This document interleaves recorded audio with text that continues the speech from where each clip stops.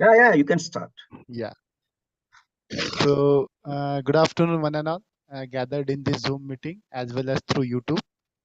Friends, we are running this flagship program, that is NEP Orientation and Sensitization Program, launched by the Ministry of Education under University Grants Commission and run by the Sant Gadge Baba Amravati University Malvi Mission Teacher Training Center.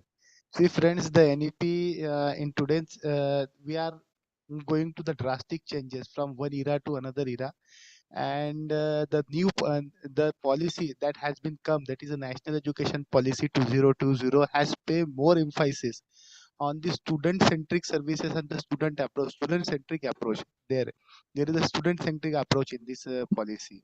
So there are n numbers of issue with regards to the students and gross enrollment ratio and diversification of the students. So for this session, we have invited Professor Venkat Apparao sir. Sir, warm welcome on behalf of the Malvi Mission Teacher Training Center, Sant Gadge Baba Amravati University, to this flagship program.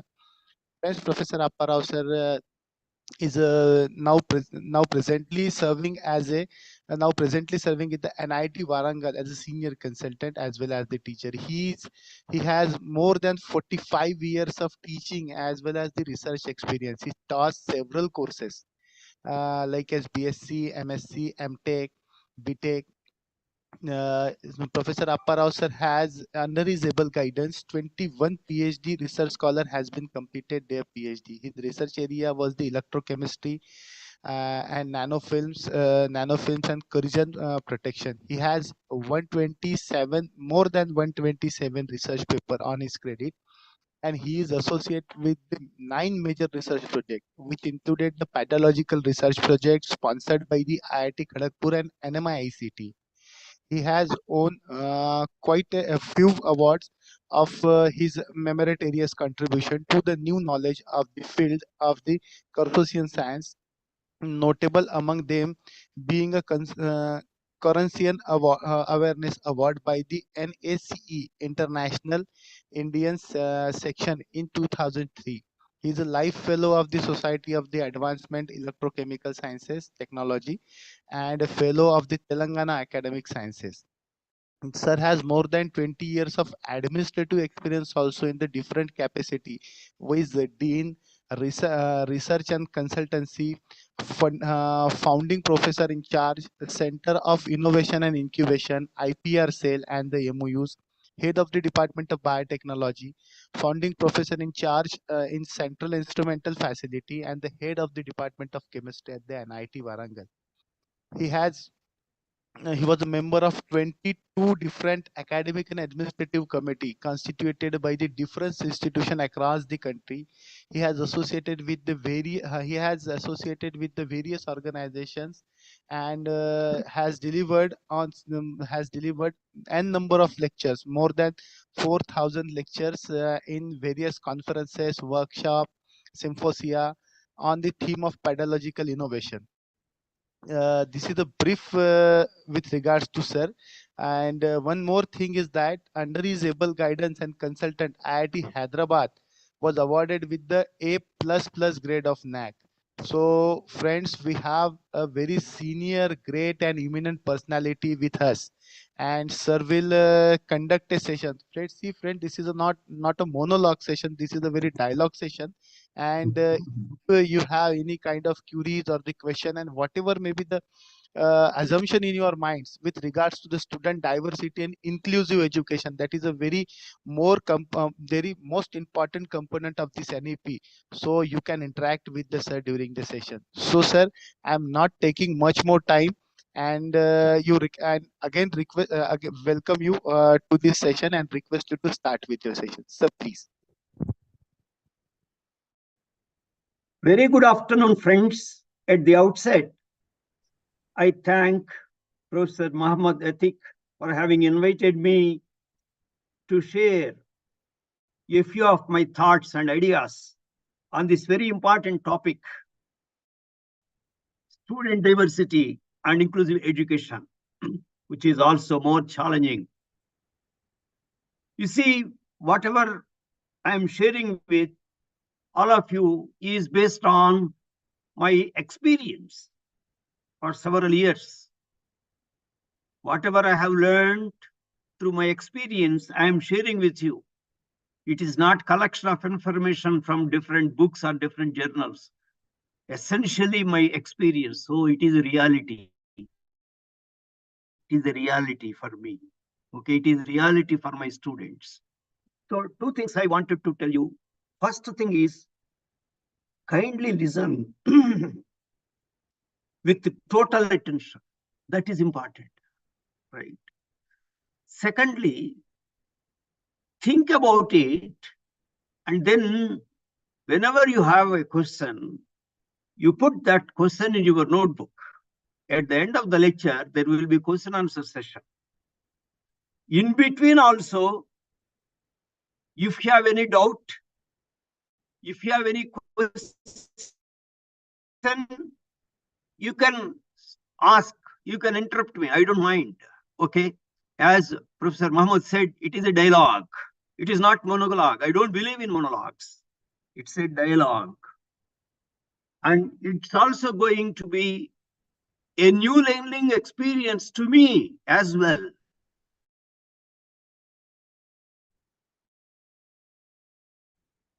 With this brief introduction, I shall share my screen.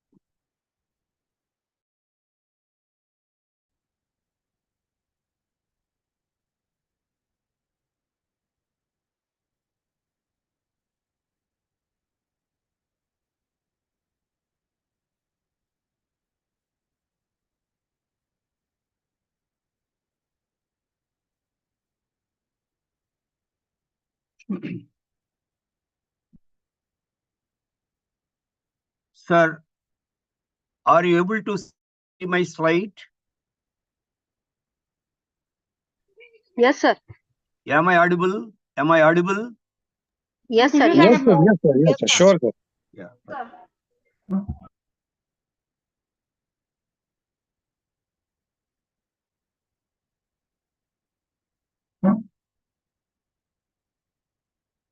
Actually, I have closed all the doors of my room so that there is no disturbance, right?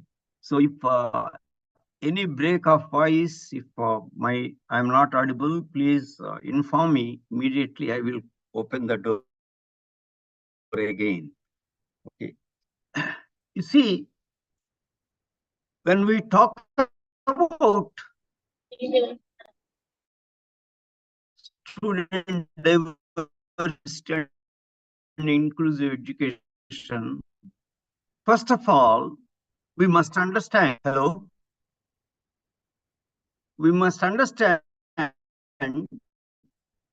the new paradigm of higher education. It is the learner-centric paradigm. This is activity-based activities, teaching, learning, and assessment. Teacher plans the activities by involving the students. Teacher facilitates implementation of activities, guides, motivates, inspires the students during the learning process. It is really a student-centric teaching learning process. Student-centric education takes into account the need to know and develop the whole personality of the learner. It's not giving a lecture and leaving the hall. Know and develop the whole personality of the learner. Enhance, facilitate learning. Promote experiential learning. Emphasize learning through active participation. Promote collaboration and teamwork. You see, you look at these points and also look at the graduate attributes given by UGC in learning outcomes based curriculum framework, and also NBA, National Board of Accreditation for Engineering and Pharmacy programs. Unless we do take into account student-centric education with all its features as mentioned here, we will not be able to do justice to the students to achieve the graduate attributes. Now let us clearly understand what exactly is the meaning of the term student diversity and inclusiveness. Dear friends, let us have clarity on this. Students having different intellectual capabilities, belonging to different states, different regions, different religions, different cultural and social backgrounds, differently abled students, students with special needs study together in the same academic program in the university or college. They study in the same class. That is the meaning of student diversity and inclusion.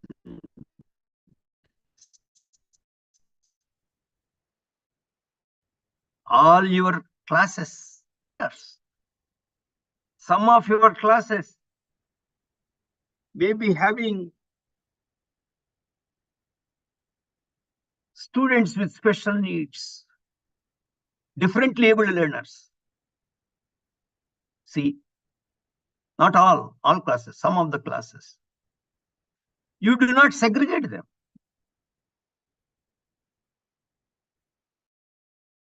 You do not put them in a separate class. All study together. That is the meaning of student diversity and inclusiveness. Then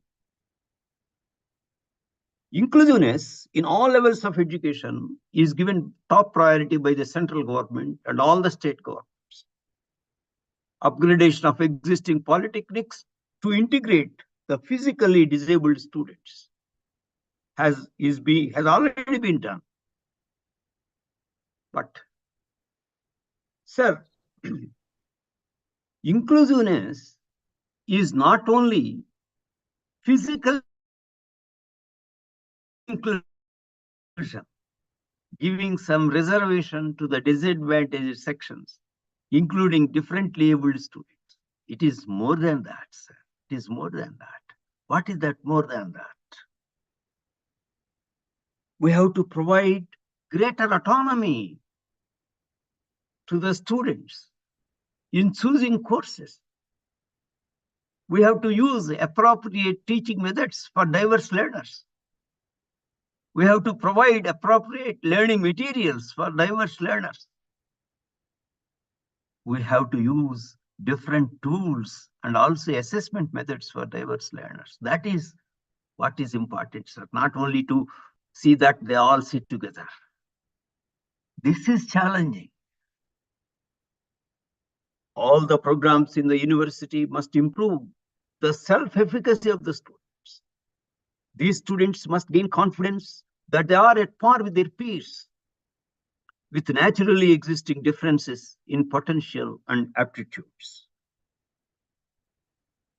The three domains of learning. Teachers have to address the needs of diverse learners in all the three domains of learning. Cognitive domain related to mental process, thinking process. Affective domain related to emotions, feelings, attitudes, and values. Psychomotor domain related to physical skills such as movement, coordination, manipulation, dexterity, that means skillful performance, speed, action, which demonstrate the fine motor skills such as the use of precision instruments or tools. So when we think of diversity, student diversity, we have to do justice in all the three dimensions of learning, not only in cognitive domain, in all the three domains of learning. See, this is what is called Cope's learning cycle, which consists of 4 components. Concrete experience. Students, when they are provided with a concrete experience, they will have reflection on that based on the experience. After reflection means thinking about it, thinking about the experience. Then there is formation of conceptualization. Once there is formation of concept, we make it to the student when he is in different context, new context, then he will subject his concept to the new context. That is what we call active experimentation of the known concepts. Then he will have again concrete experience, second experience. Based on that, again reflection. Again, based on the second experience, the initial concept may be reinforced, or initial concept may be totally thrown away and a new concept is formed in its place. And again, the student will come across a new context.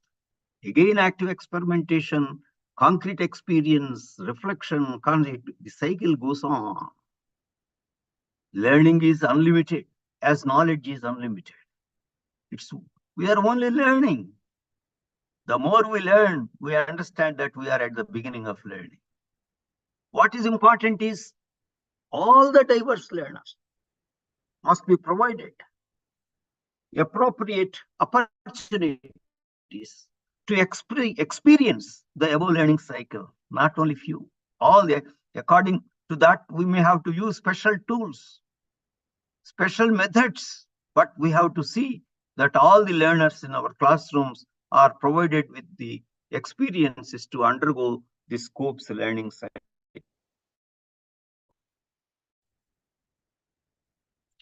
Then, in order to do justice to student diversity and inclusive education, we must employ learner-centered pedagogical practices.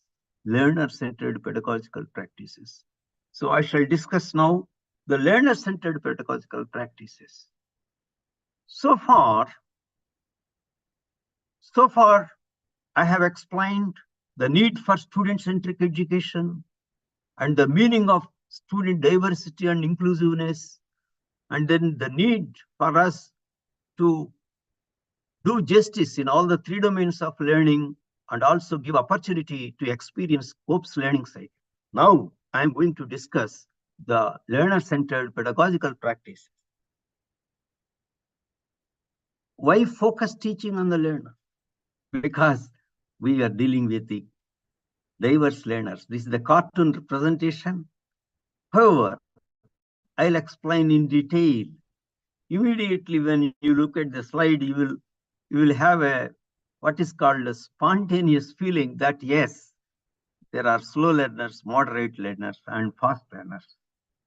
But it is much more than that. When we say diverse learners, it is much more than that. I shall discuss now. This is another important takeaway for all of you. Please pay total attention. Learning styles are different, sir. Each student has his or her own learning style, unique learning style. Some students learn with the help of senses. Some students are intuitive learners. Intuition plays a very important role in learning, sir. But you have very few students, such intuitive learners. They will be able to imagine things beyond your imagination. Right? If you solve a problem in 5 steps, they will say, I can solve the problem in 3 steps, sir. Right? So they will be able to give more than one solution for several problems when there are open-ended problems.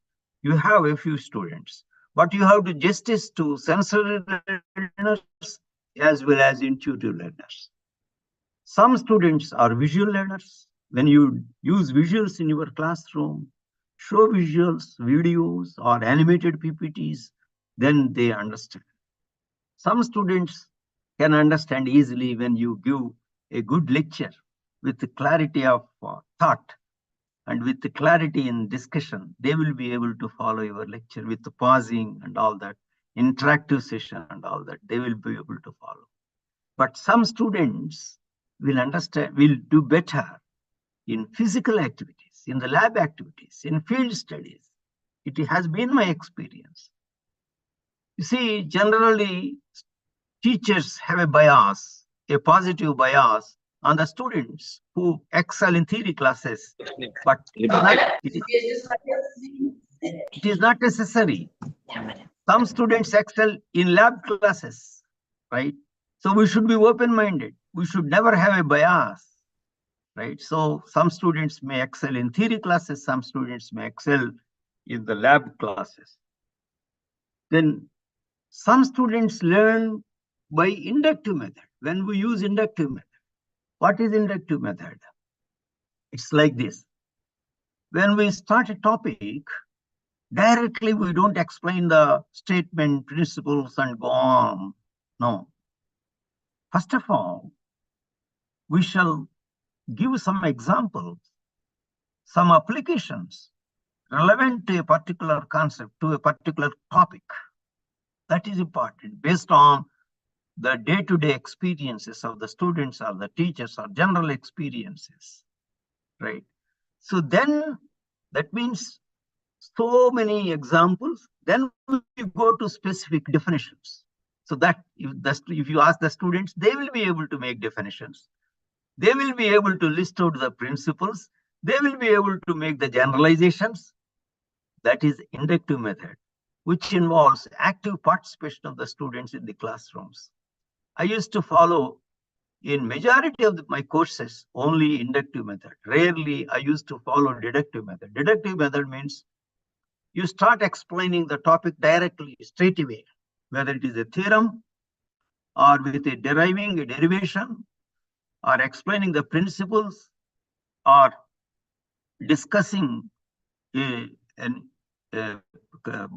modern, or explaining modern poetry or modern prose in English literature, or explaining the principles of sociology, classical sociology, all that. Directly go the principles, you explain, give examples, derive the equation, solve the problem, all that. It is one way. It is one way. There won't be any interaction with the between the students. Right? Then you give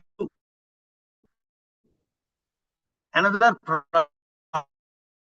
problem to the students for them to work out inductive method, because it is much more interactive method.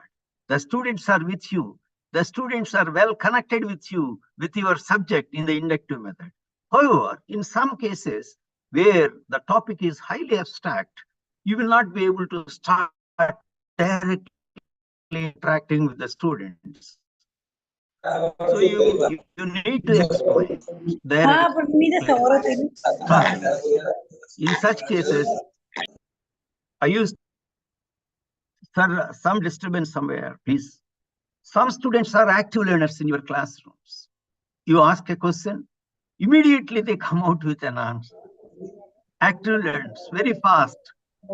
But some students are reflective learners.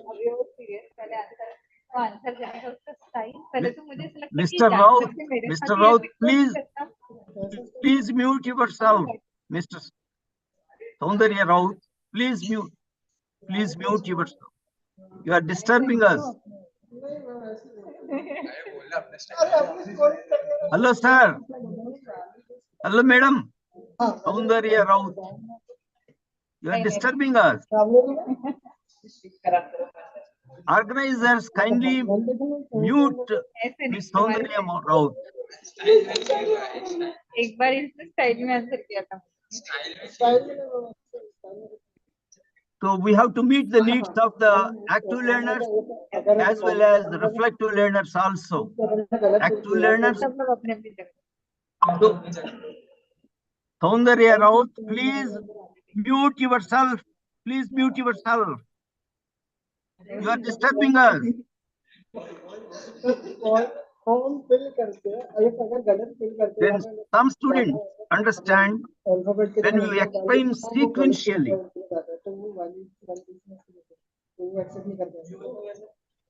One second, I will talk to the organizer. Varun. Some students are sequential learners. When you explain, क्या क्या किया इसमें? क्या क्या किया इसमें? so excuse me, I will talk to Professor Mohammed Ete to mute all other participants. They are disturbing us. इतना मतलब इसका आवाज सुनने के लिए एकदम फ्रंट में आके बैठे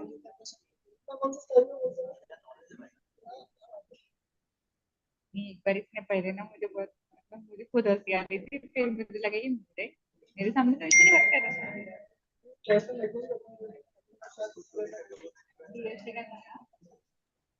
Rahul, madam, Sir, please some participants are mute your disturbing. mic, please. They have to mute. 50 Please, continuously they are disturbed.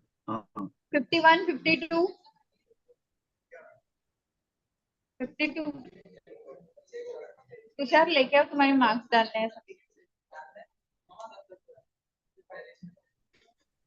ठीक है So sequential learners, when you explain step by step, they will be able to understand. Global learners, they can connect things very easily. They can 51 connect different concepts. They can connect concepts of different disciplines also. They are global learners. Very few are in the class. So my style of teaching used to be like this. First, I explain sequentially, step by step, I explain so that all the students will understand. After completion of one unit, I will take 1 hour completely to show the students the interconnections between different concepts, between different topics. Then other students also, even sequential learners also, will see the interconnections. So like that, every time whenever I revise, I show how the knowledge is a whole. We are only compartmentalizing knowledge for the sake of convenience, but knowledge is a whole, It is one. So they used to see the beauty of connecting different concepts, different disciplines. So by the end of the semester, all of my students will become global learners, right? करना ही नहीं है Then approaches to learning, pace of intellectual development are different from one student to other student. 64 कौन है Different cultural and social background. कर रहा है 60 They're 61 different. घूमने गए They're different. 67 68 69 70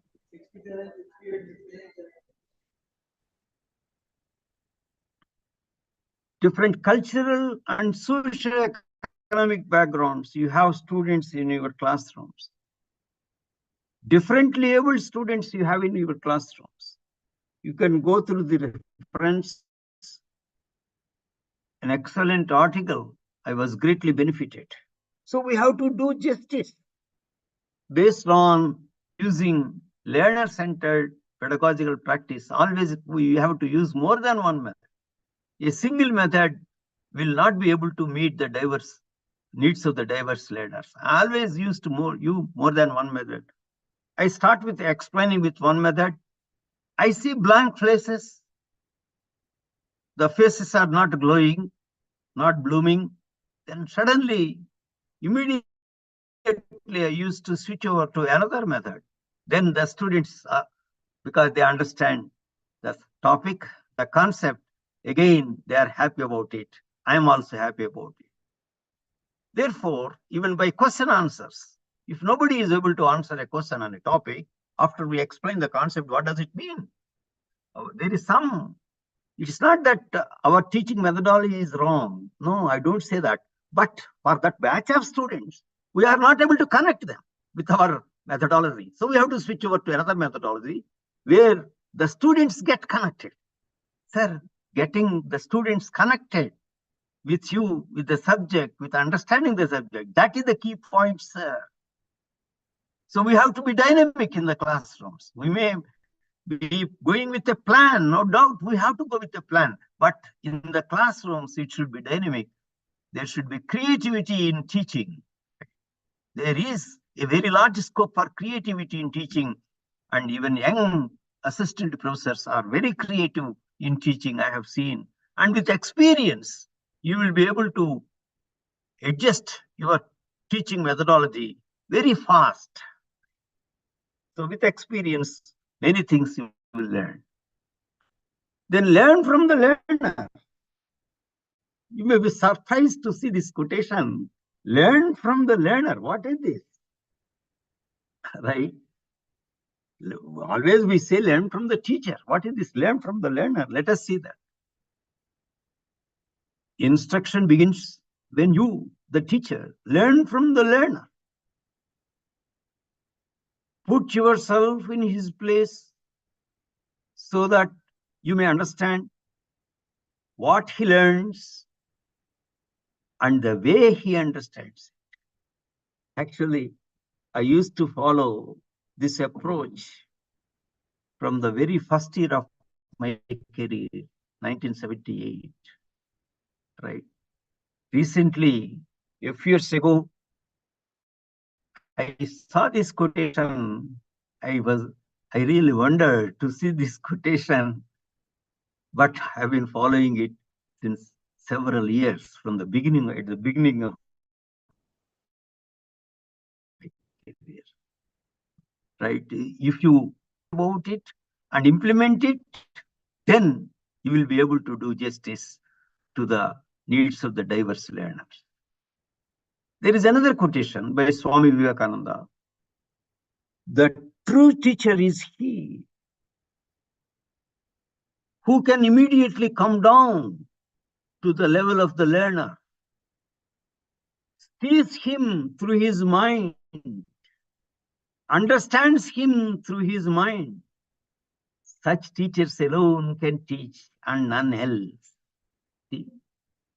We may have great knowledge, but ultimately, when you go to teach the first year BSc student, we have to see his level of knowledge.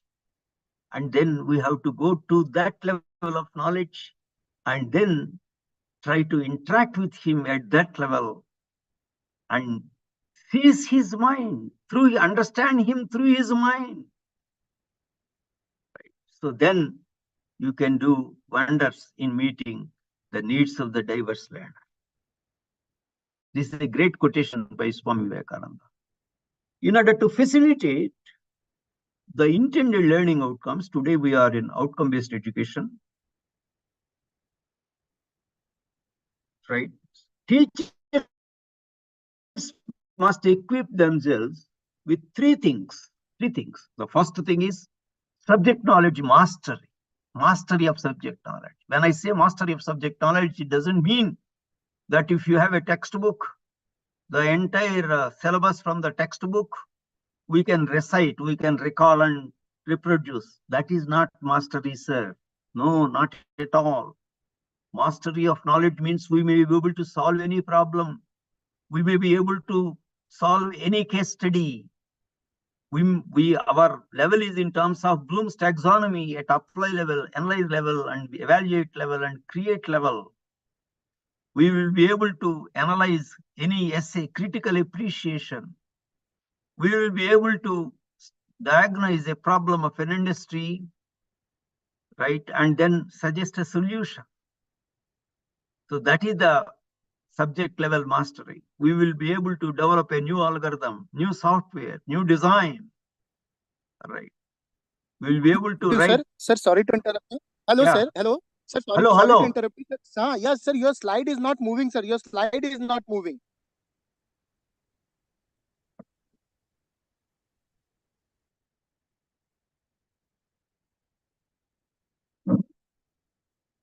So at what slide do you have Sir, here now? we are in a first slide, sir. We are in a first slide.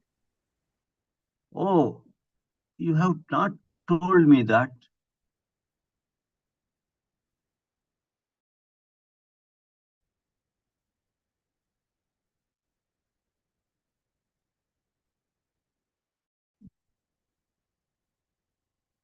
Are you able to see now my slide?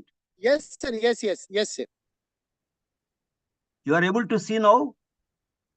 Yes, sir. Now Subject we knowledge are mastery. seeing, sir, your slides, sir. Now we are seeing. Yes, sir. Yes. Thank you, sir. Thank you, and Yeah, sorry now for I shall interruption, sir. quickly. No. I am thank you. First of all, I will put all my slides from the beginning for your benefit, though I may have explained, right? So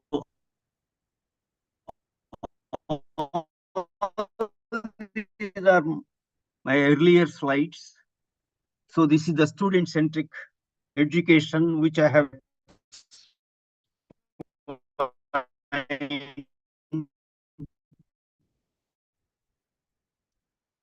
Thank you so much. Understanding the term student diversity and inclusiveness. Now,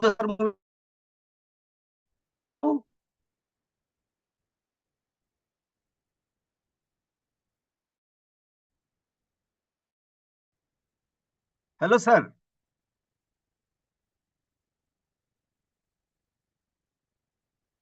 Hello, sir.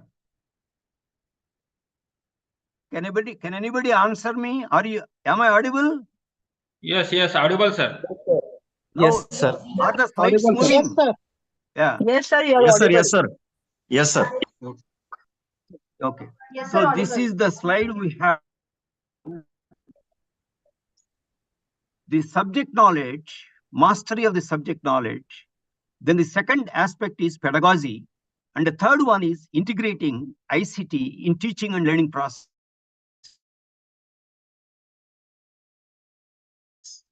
All the three are important today, right?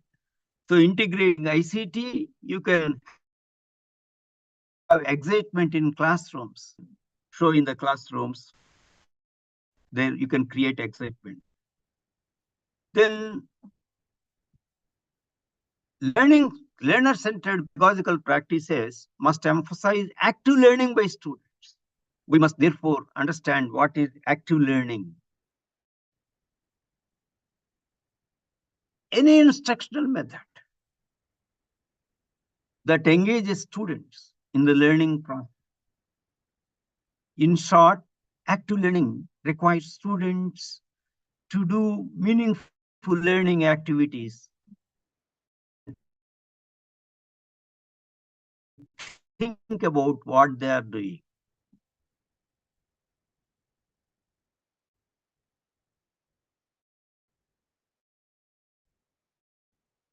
Hello? Can anybody answer my question? Sir, are my slides moving? Hello, am I audible? Yes, sir. Yes, sir. You Yes, are audible. Yes, sir. Slides are moving? Are the slides moving? Yes, Yes, sir. sir. Yes, sir. Yes, sir. Yeah, okay. So this is John Hall. Learning is not the product of teaching, but learning is the product of activity of learners. It doesn't mean we should not teach. We should teach. But more important is we should give some kind of problem solving or mini project or analysis of case study or group discussion or question answer session in which the students are engaged. And the assignment also, home assignment also. Students are engaged inside the classroom and outside the classroom. So just by teaching alone, they will be learning only to some extent. They will learn much more when they do some kind of act. Then you please observe this, sir. The learning pyramid, please observe this. Please reflect upon this. This is very important in meeting the needs of the diverse learners.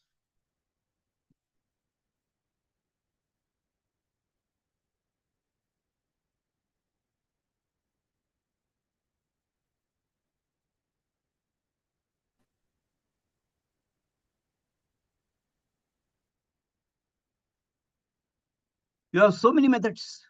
Lecturing method, you just give the lecture and leave the hall. The average retention rate is only 5%. Audio aids, you use audio-visual aids, then the average retention rate is 20%. You demonstrate an experiment or a working model, the average retention rate is 30%. Then you have group discussion, the average retention rate is 50%. Learning by doing, practice by doing, the average retention rate is 75%. If the students give seminars, if the students are motivated by the immediate use of learning a particular subject, particular course, the average retention rate is 90%. You see, the idea here is we cannot avoid using lecturing method. Lecture must be there. Along with the lecture, you can use either audiovisual or demonstration of an experiment or a working model to motivate the students, to connect the students with the subject. This is important, sir. Directly don't go starting with the topic, discussing the topic. The first phase is motivating the students, connecting the students to your subject.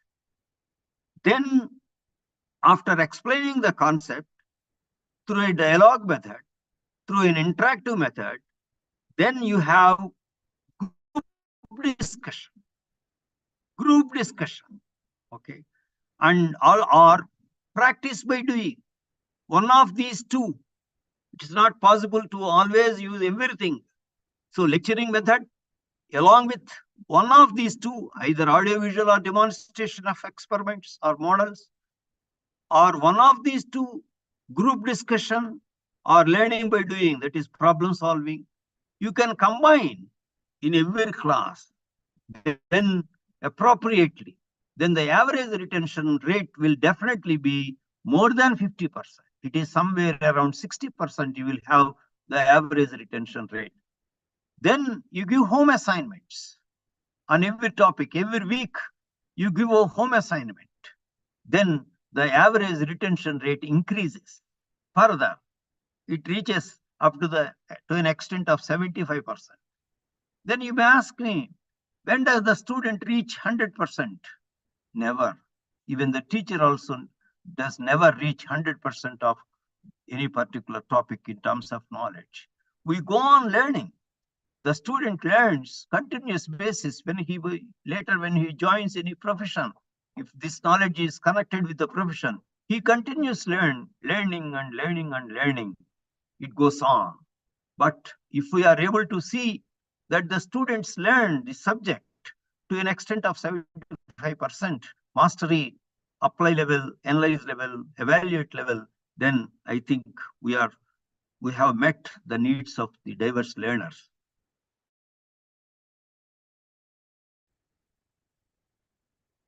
Some of the active learning strategies. I am giving here the examples of some of the active learning strategies. Learning by doing, learning through discussion among the peer group, learning through case studies, learning through group projects. See, sir, generally, in all the colleges and universities, in undergraduate program, there will only in the final semester, there is a project. Similarly, for a PG program, only the final semester, there is a project. In some of the universities, there is no project at all. Right? That is wrong. There must be project in all the courses, wherever it is possible, especially problem-oriented courses, engineering courses, mathematics courses, pharmacy courses, management courses. There is scope to give a mini project to a weightage of 20%. So only through doing project, the students will be able to achieve higher order thinking skills like analyze, evaluate, and create levels. Then field studies are very much relevant in all branches of knowledge as appropriate. Then problem-oriented guided inquiry learning, very much applicable for all the problem-oriented courses, whether it is science or engineering or social sciences or management. Then experiential learning. Then reflective learning. 1 minute paper during the classroom interaction. This is the first time you are hearing this word 1 minute paper during the classroom interaction, it means in the beginning itself, you announce the students, as I explain, if you have any doubt, you please note down on a piece of paper. Your question, your doubt, you note down on a piece of paper. Then after 15-20 minutes, that means after explaining the concept, the class representative will go and collect all the papers. The common questions, common queries will be addressed by the teacher by using most likely another method, another teaching method, so that the students' or prerequisite knowledge is filled. Okay, that is important. It is an ongoing feedback. It is called 1 minute paper in the literature, but you can take 2 minutes also. There is no issue, sir, right? But what is the importance of this? So if this culture of this 1 minute paper asking questions is nurtured in classrooms, students will pay more and more attention to your classes. That is very, very important. And then they will connect with the subject. And then their knowledge gap is filled then and there. Every 15-20 minutes, their knowledge gap is filled. This is one of the best strategies, sir, in filling the knowledge gap, because knowledge is always layered by layer by layer. First, one layer is built, then based on that layer, another layer is built. In the brain also, ultimately, it is in the layered form. This knowledge is connected, and the students connect the knowledge between one layer and another layer. Then open-ended questions by the teacher. Open-ended questions, when I say it has more than one answer, it has more than one approach, it has more than one solution. That is open-ended questions. Open-ended questions from students. Very important, sir. So I used to get open-ended questions from my students, especially BTech students. Very challenging questions. Sometimes I was not able to answer that. No other student also was able to answer that. Such a challenging question. Then I used to say, sir, let us discuss this question, all of us. Think about it at home, refer to other books also. Then in the next class, we will discuss. So in the next class, even before I answer, some of the students used to answer. Right? Very rarely they give me an opportunity to answer. Right? If nobody was able to answer, I was ready with the answers. So open-ended questions make us towards deep learning, towards deep insight into the subject. That is important. When the students have deep insight into the subject, they are highly motivated to learn further and further and further with an inquiry approach. Then collecting questions in a question bowl, taken around by the teacher or one of the students. Questions, please. Questions, please. Questions, please. Like that around the class. So nurturing questions by students, by the teacher, very, very important active learning strategy, which can be implemented in every subject and in every classroom. Preparation of question bank by students at various cognitive levels, like apply, analyze, higher cognitive levels. Right? So every unit, you ask the student to prepare one question, different question. Questions should be different from one student to another student. So in the process of preparing questions, the students have to do really deep learning. That itself is an active learning strategy, preparing questions. Right? So these are some of the active learning strategies, sir. You will not be able to implement all the active learning strategies in the same classroom. So one or two active learning strategies you implement in every classroom appropriately. That you have to plan. You are the, sir, there is no prescription. You are the master of that particular class, and you have to design your own teaching plan, including the appropriate combination of the active learning strategies. And then modify wherever necessary in the classroom according to the understanding of the students. That is important. You should be open-minded. You should not imprison yourself in the plan, in your own plan, right? You should still, you see, it's only a plan. Again, you are creative, you are dynamic in your classrooms. So these are the videos I have published in YouTube for the benefit of especially young teachers in the country. Learning outcomes based active learning strategies, part 1, part 2. These are actually, I delivered the lectures in one of the faculty development programs, then the video recorded lectures, those two. Socratic method of teaching and learning. Later, I prepared this video lecture myself using the tool called ScreenPaw. One can prepare one's video lecture beautifully using that tool. I learned the tool at the age of 65. Then teacher-student relationship. This also video is available, explained in detail. Leisurely, you can watch those videos. So because only less than 15 minutes, generally all my videos are there.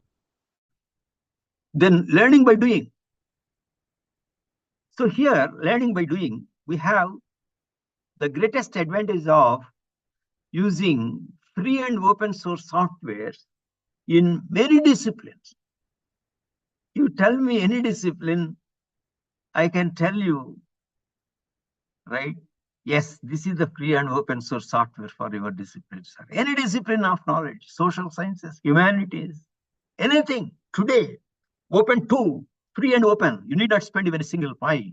They are available, sir. Spoken tutorials of IIT Bombay. This is the website, www.spokentutorials.com. So this is the University Bombay offers so many free online courses, excellent courses they offer. A few lakhs of students have completed the free online courses organized by IIT Bombay. They have got project from the ministry, right?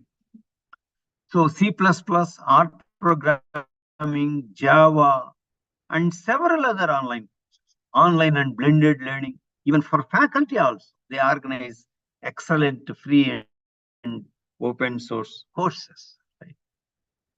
Then for 3D modeling, FreeCAD is the most important free source alternative in place of commercial software. Octave is the Linux community solution for MATLAB. Scilab is another alternative for MATLAB. Scilab is another alternative for MATLAB, very strongly advised by IIT Bombay. FreeMat provides environment similar to MATLAB for data processing and analysis. And then for big data processing tools, free and open source, Apache Storm, Apache Hadoop, Apache Samoyed. These are only some examples I am giving. There may be many more. Open source artificial technologies in machine learning. TensorFlow was developed in 2015. It was created by Google, right? It is widely used by eBay, Intel, Twitter, Uber.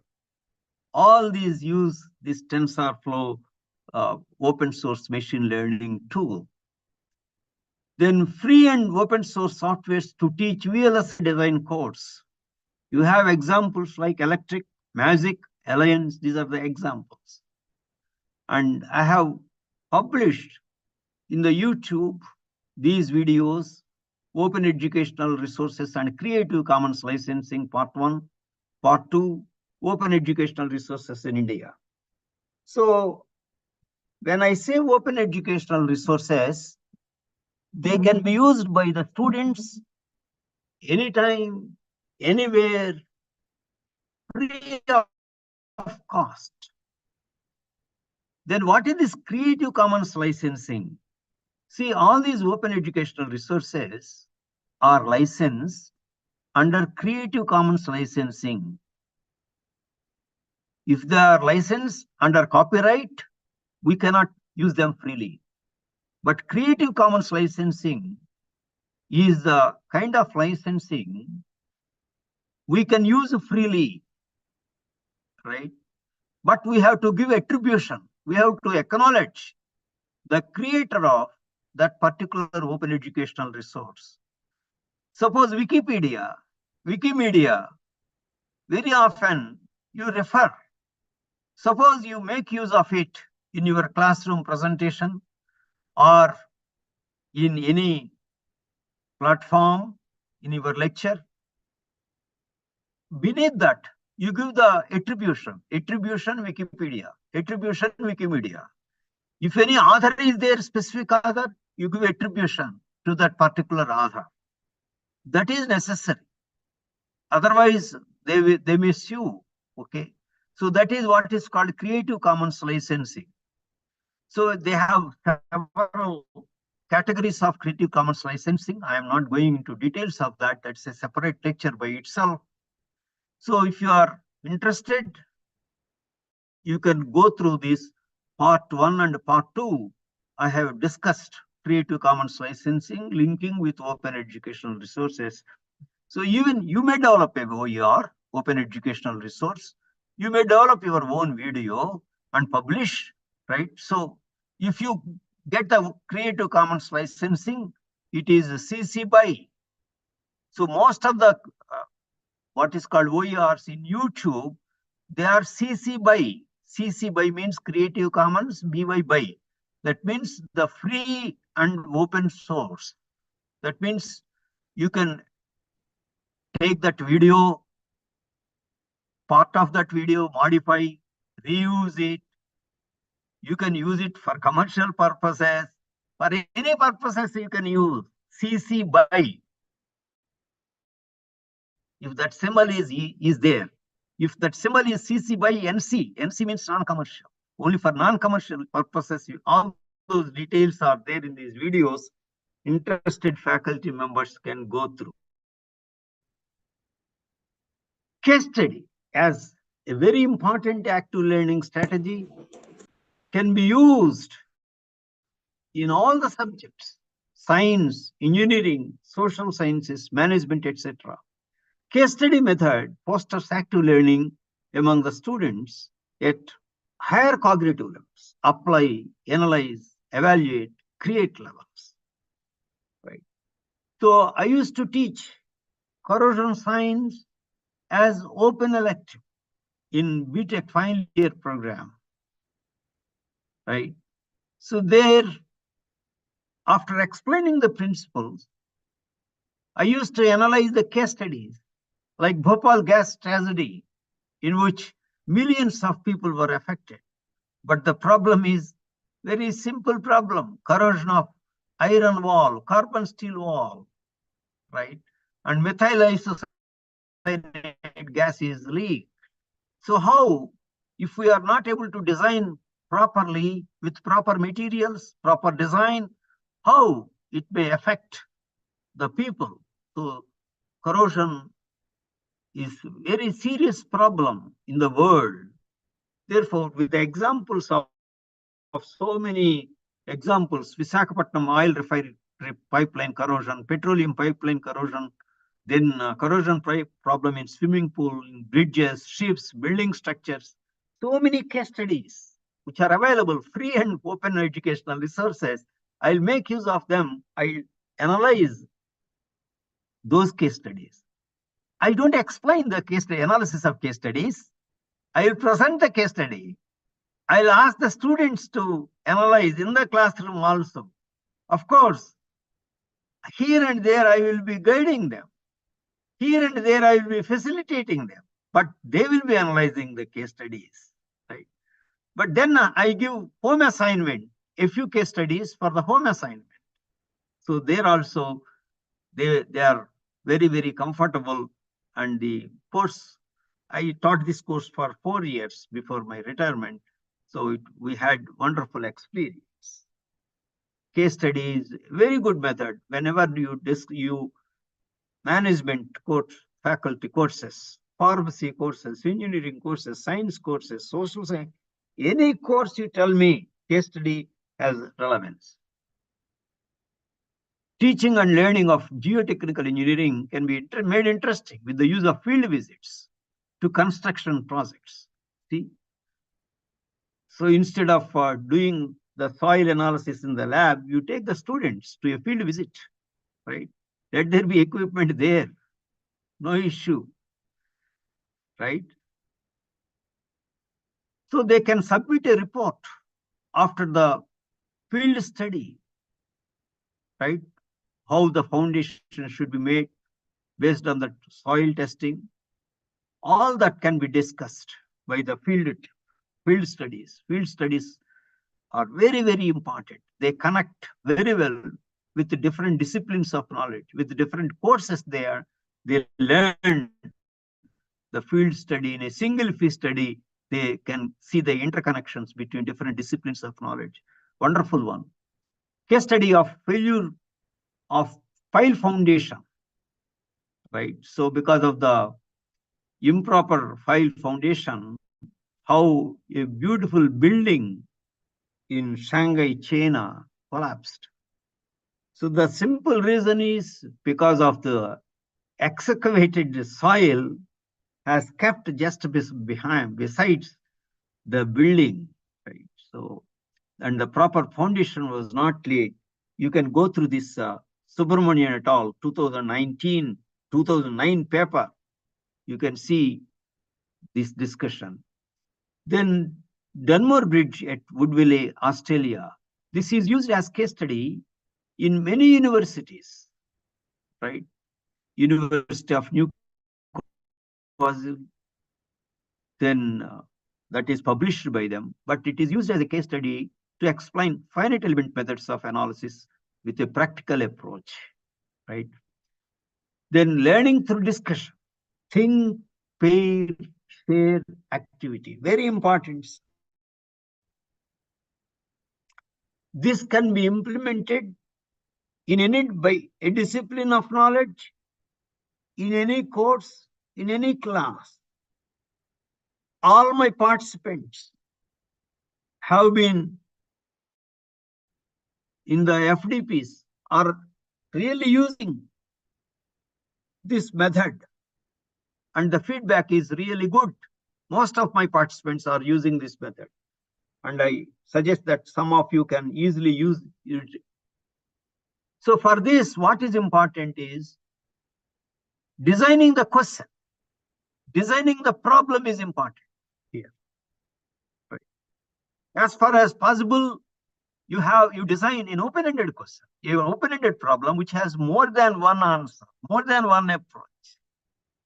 Today, as I mentioned, with the help of open educational resources, you can easily find numerous problems you can find for use in group discussion. Think, group, share activity, it is called.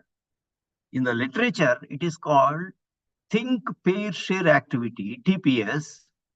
But I modified this to suit Indian context because in many workshops, the participants told me that in every bench, 3 students sit in every bench. That is the reason why I modified this as think, group, share activity, TGS. So 3 students can form a group. So the first point is the teacher designs very carefully a problem or a question with more to the solution, more than one solution, more than one approach, open-ended. Then think phase. Suggested duration is about 3 minutes. You may take 4 minutes also. So teacher asks the students to think about the problem and note down in their notes the possible approach, possible solution. They have to note down in the notebook.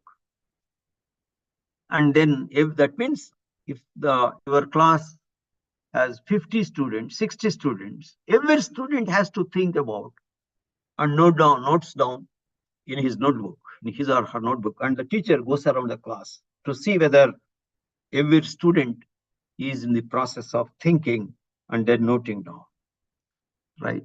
So group phase, suggested duration is 5 minutes. Now, the teacher asks the 3 students in the group, let there not be more than 3 students in a group. It doesn't work out. Maximum 3, even 2 also okay. So the teacher will ask the 3 students in the group to share their approaches, to exchange their ideas, come to a consensus. So this is solution, this is the approach, this is the solution from our group A, like that, from our group B, like that. So if they do not come to a consensus, no issue, sir. Let there be 2 different approaches from the same group, no issue. No forced unanimity. Then share phase, suggested duration is 10 minutes. So the teacher asks each group to share their solutions. The teacher facilitates the discussion and leads the students towards deep learning. So students, group A or group C will share. The teacher will note down in the bullet points on the board. Then group F may say, sir, we don't agree with that. We have a different approach. He notes down. Group H may come and say, sir, we have still different approach. They have taken, one group has taken 5 steps, another group has taken 4 steps. We can finish it within 3 steps itself. So after 3 or 4 different approaches to the solution to the problem, it gets exhausted. The other groups may say we go with the group C, we go with the group F, we go with the group. In the process, what is happening? All the students are attentive in the think phase. All the students are attentive in the group phase, in exchanging their ideas. All the students are attentive in the share phase because other group is giving. So whether it is tallying with our approach, whether our approach is different, so they are attentive. So the entire thing is the students' activity. Totally it is students' activity. So therefore they enjoy. So here, what I advise you is, you form the groups cleverly without branding the students. Never brand the students as a slow learner or fast learner or moderate learner. Never brand them. And don't discriminate the different labeled students, blind students or deaf and dumb students or physically otherwise there are other physical disabilities. Don't discriminate them. Don't separate them into one group. You mix them along with others so that a slow learner, a moderate learner, and a fast learner, they are in the same group without branding them. There is what is called technique called scaffolding. The slow learner will be learning along with the moderate learner and fast learner, right? So in the exchange of ideas, he will be having some doubts. So the peers will be able to explain. Peer learning is one of the most effective teaching, active learning strategies, sir. There is however the best the teacher may be, still there is a gap between the teacher and the student, whereas there is no gap between the peers. So they understand how the other students learn, and they ask questions also without any inhibition. Wherever possible, please make your best use of the peer learning strategy. So the think group share activity, because it takes nearly 15 to 20 minutes time, you cannot use in every class. However, after 4 or 5 classes, after finishing one concept, students do some problems in the class and some assignments at home, then you can implement that. After students have learned, then it's a challenging, you can group discussion. So by this, you are taking the students towards the depth of the subject, depth of the knowledge. Right. Then smart board is another very interactive active learning tool. It's an smart board. We also call it interactive whiteboard. Most important tool in active learning. Videos, which use in the classroom to motivate the students, PPTs, and interaction between you and the students. The whole thing is recorded in the smart board. That means the entire classroom interaction is recorded. So suppose the students have some doubts, some clarification.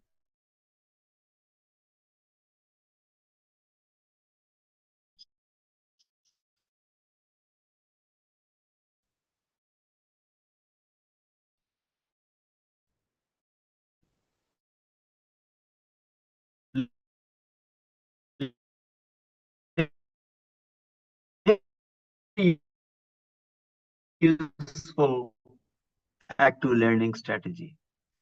So smartboard consists of touch sensitive whiteboard, computer, software, and LCD projector. Today in most of the colleges, there are LCD projectors in every classroom, and most of the faculty do have their own laptops. The only thing is touch sensitive whiteboard and software. Together they cost more than 1 lakh rupees. Therefore, today in the developing country like ours, many colleges cannot afford to have this smart board in every classroom. Right? Even in NIT Warangal, we don't have smart boards in every classroom. Every department is provided one smart board in the seminar hall. Okay. So, but once it becomes cost effective, it is very good active learning tool. In other countries, Europe and West, USA, they are using smart board even in schools because they are very rich. Small group projects for cooperative learning. So it is called jigsaw project. Whenever you give group project,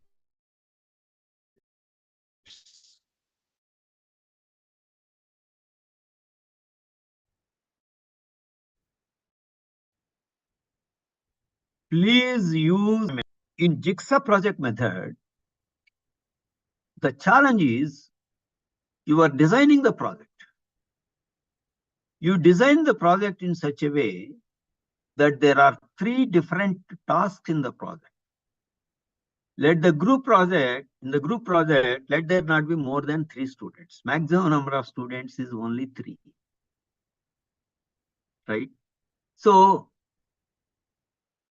you design 3 independent tasks. The outcome of each task, if they are integrated, if the outcomes are integrated, then it becomes the outcome of the project itself. That is how you have to design the mini project or major project, any project. So here there are 3 tasks. Each student will take one task. Student A will take one task. Student B takes another task. Student C takes the third task. So each student is accountable for completing one task. Each student is accountable to give seminar. While delivering the seminar, every student has to present his contribution. And then each student has to answer in the Viva OC. So that means all the 3 students in the group are active learners, active participants. It's not that otherwise what happens in many group projects, one is active participant, the other 2 are passive observers. And using jigsaw method also, clever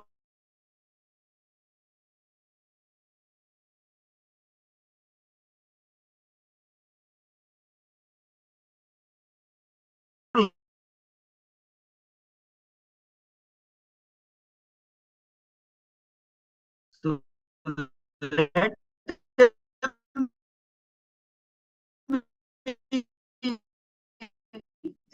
along with others, they learn better.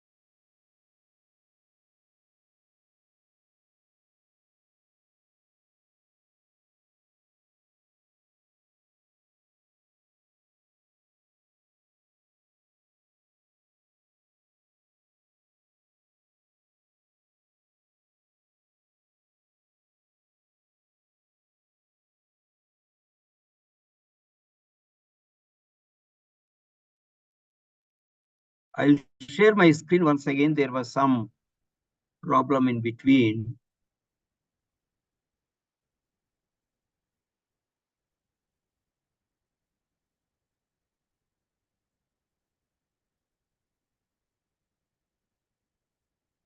Yeah, I am back again.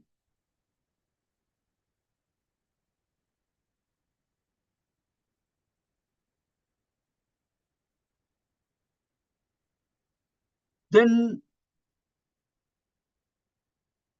special tools for differently abled students. Special tools for differently abled students must be made available in classrooms and hostels in order to enable them to learn at par with others without any disadvantage in all the active learning strategies implemented by teachers. That environment must be created in all the institutions.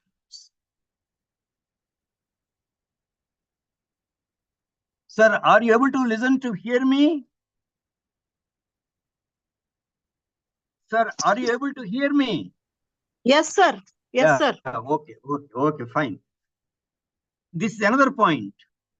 In the case Sir. of continuous and comprehensive assessment also, care must be taken that differently abled students do not have any disadvantage. Right. If necessary, different assessment methods with due advantage may be implemented. This is the most important point to be noted, sir. Right. The rules and regulations of an university must be designed in such a way that, if necessary, different assessment method may be conducted for differently abled students. That is possible. And it is a good practice to provide one caretaker for a group of blind students staying in the hostels. This practice is done in many universities. One example is University of Hyderabad, which I witnessed myself. Right. So if such special care is taken to see that they do not have any disadvantage, the blind students will be able to realize their full potential, their complete potential. I am telling you an example. A blind student in a MBA program at University of Hyderabad topped the, what is called, in the rank. She got the first rank in competition with otherwise abled students. A differently abled student, a blind student, got gold medals. Right. So this is a very good example for inspiration to all the blind students. Then the guidelines are given for conducting written examinations for persons with benchmark disabilities. 2018, UGC has given these guidelines. Please go through these guidelines. You have to strictly follow these guidelines when you conduct the examinations for differently abled students. Yeah, Sachin, please ask me question. Mr. Sachin raised hand. Mr. Sachin, you have raised your hand. Please ask me a question.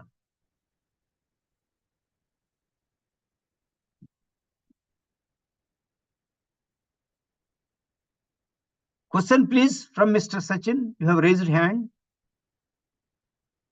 Okay. You see, the facility of scribe, reader, or lab assistant should be allowed to all the students with benchmark disability as defined under section so and so. The candidate can have his own scribe to write the examination. Only thing is his or her qualification should not be higher than the student's qualification. Like that, all the salient points are explained this. And this PPT will be shared with you. You can go through that PPT. right? But the candidates should also be allowed to have more than one scribe if there are different languages. English language definitely is there in undergraduate program.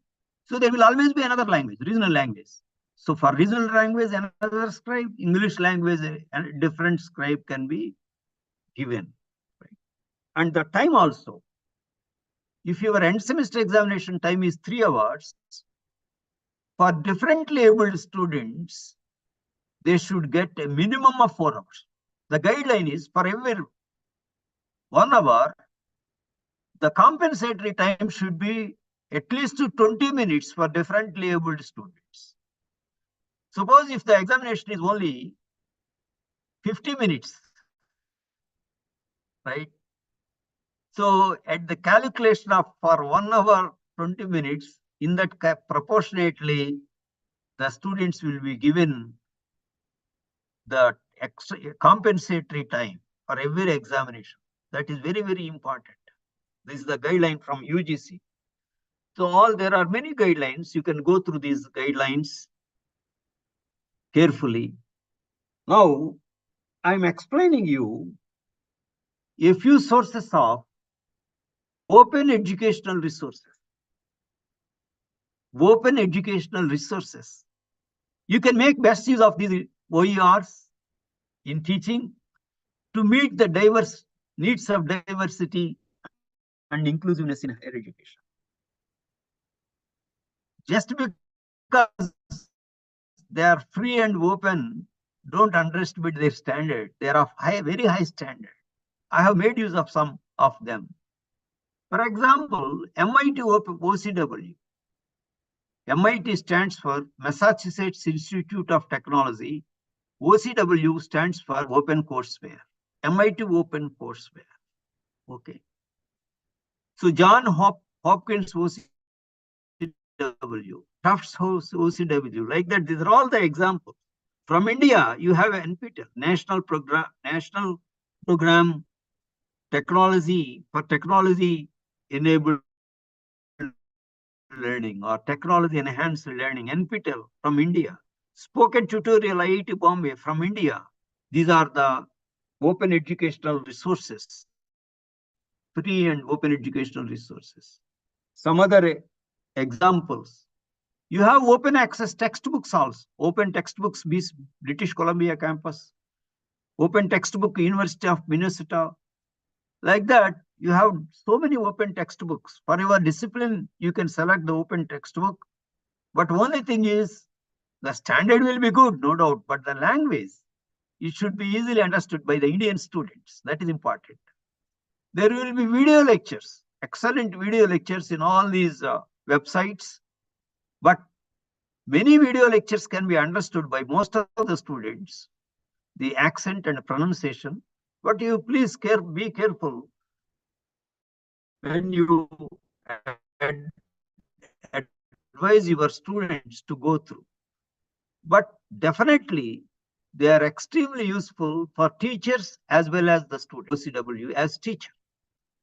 Open educational resources in India.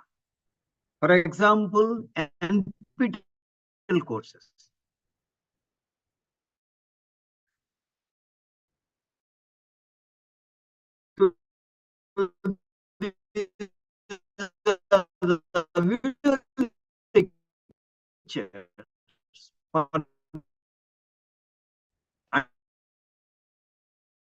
And the video lectures on those topics. I have made use of NPTEL courses also to teach the course on corrosion science. Swayam, study webs of active learning for intelligent IT platform in India that facilitates hosting of several courses in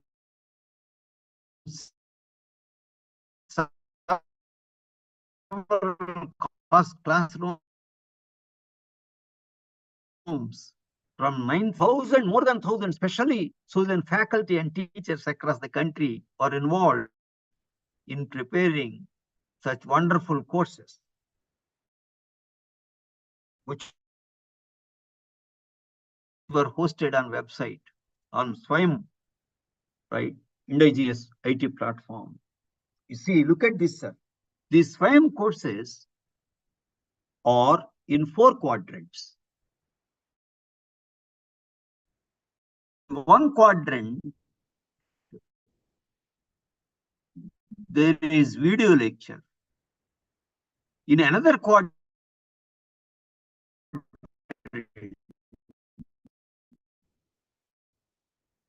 can be downloaded and printed by the students. Specially prepared reading. Third, self-assessment and quizzes. Clearing the courses are posted in 4 quadrants. So the student first listens to the video lecture. Actually, these video lectures, some of them are made in shorter duration so that the students do not feel monotonous, right? 15 minutes, 20 minutes. So one particular concept is explained in that. Then student goes through the specially prepared reading material that can be downloaded and printed.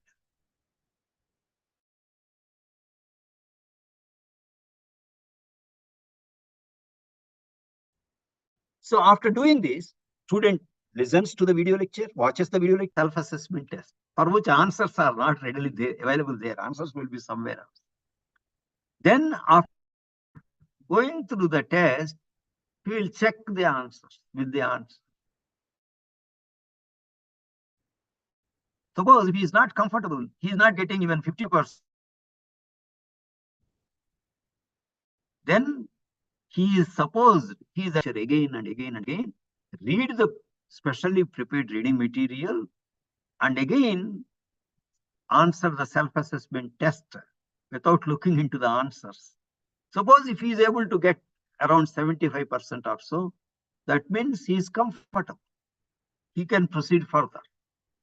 Besides this 4th one, he has some doubt.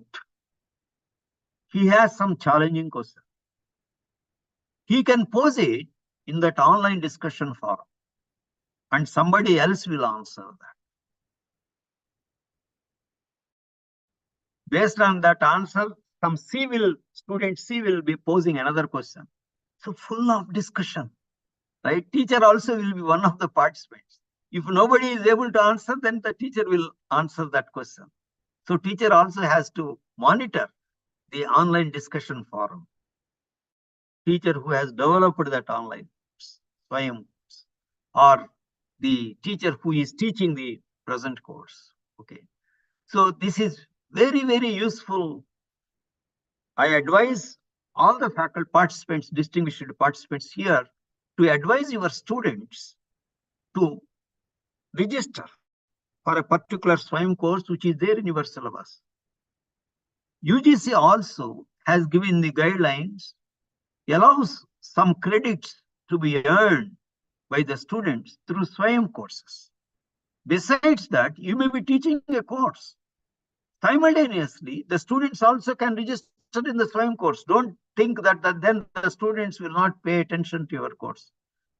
If you are teaching excellently, students' live classes are live classes. There cannot be any substitute for the live classes. So the Swayam courses will be supplementing the knowledge what they gain from your courses, right?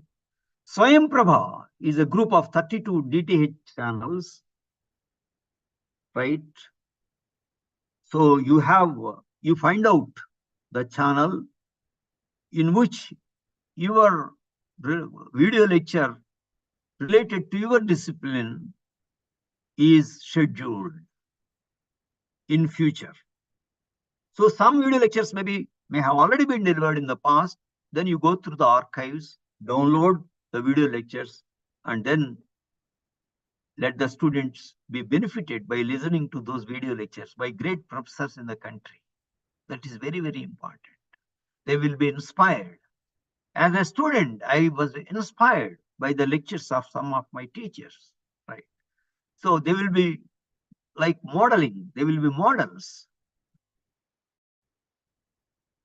So I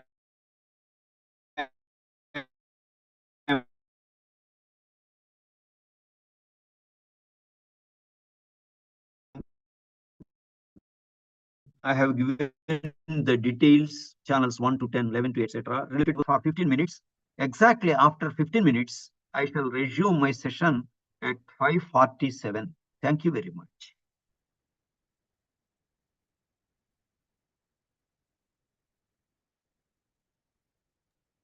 Thank you, sir. Thank you. Yeah. At 5:47, we shall meet again, sir.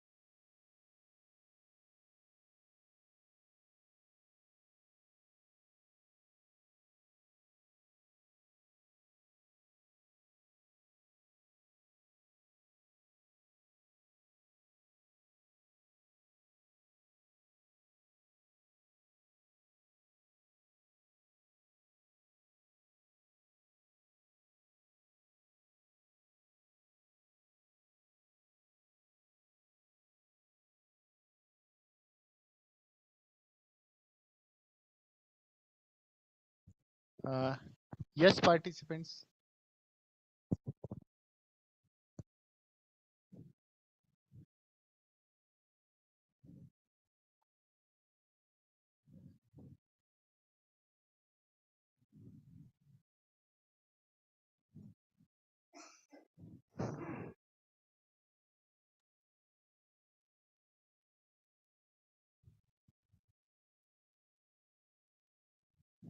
Hello, sir. Hello, hello. Yes. Yes, sir. Yes, yes. Yeah. Any questions do you have? Any questions? Any queries? Yes, participants, if you have some couple of queries or the questions, you can ask to Professor Apparao, sir.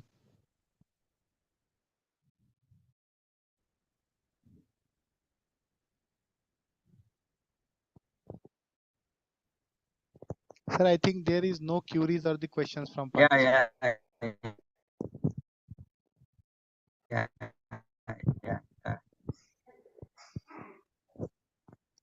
Sir, your voice is not getting here, sir. Yeah, I have not yet started. Yeah, sir. Yeah.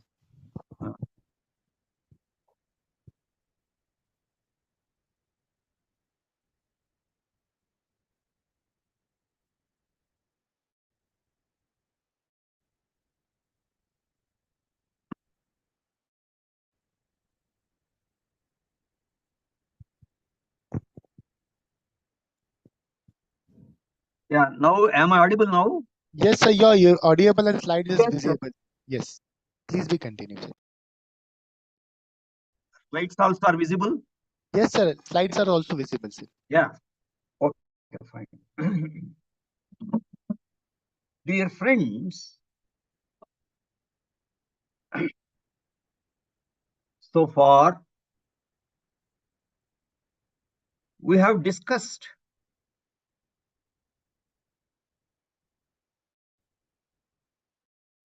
the concept of diversity and inclusiveness. The student diversity and inclusiveness, as teachers, we have to equip with three things: mastery of subject knowledge,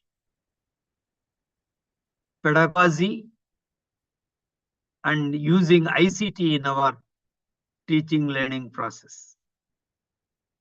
I have also discussed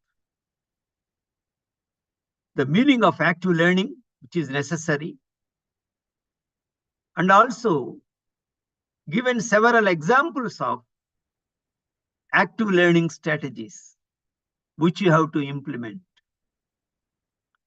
Learner-centered pedagogical practices have to be implemented. Now, especially young teachers, you have wealth of knowledge in the form of free and open educational resources. Related to your discipline of knowledge, you can find several active learning strategies. There are so many papers published in various journals on education.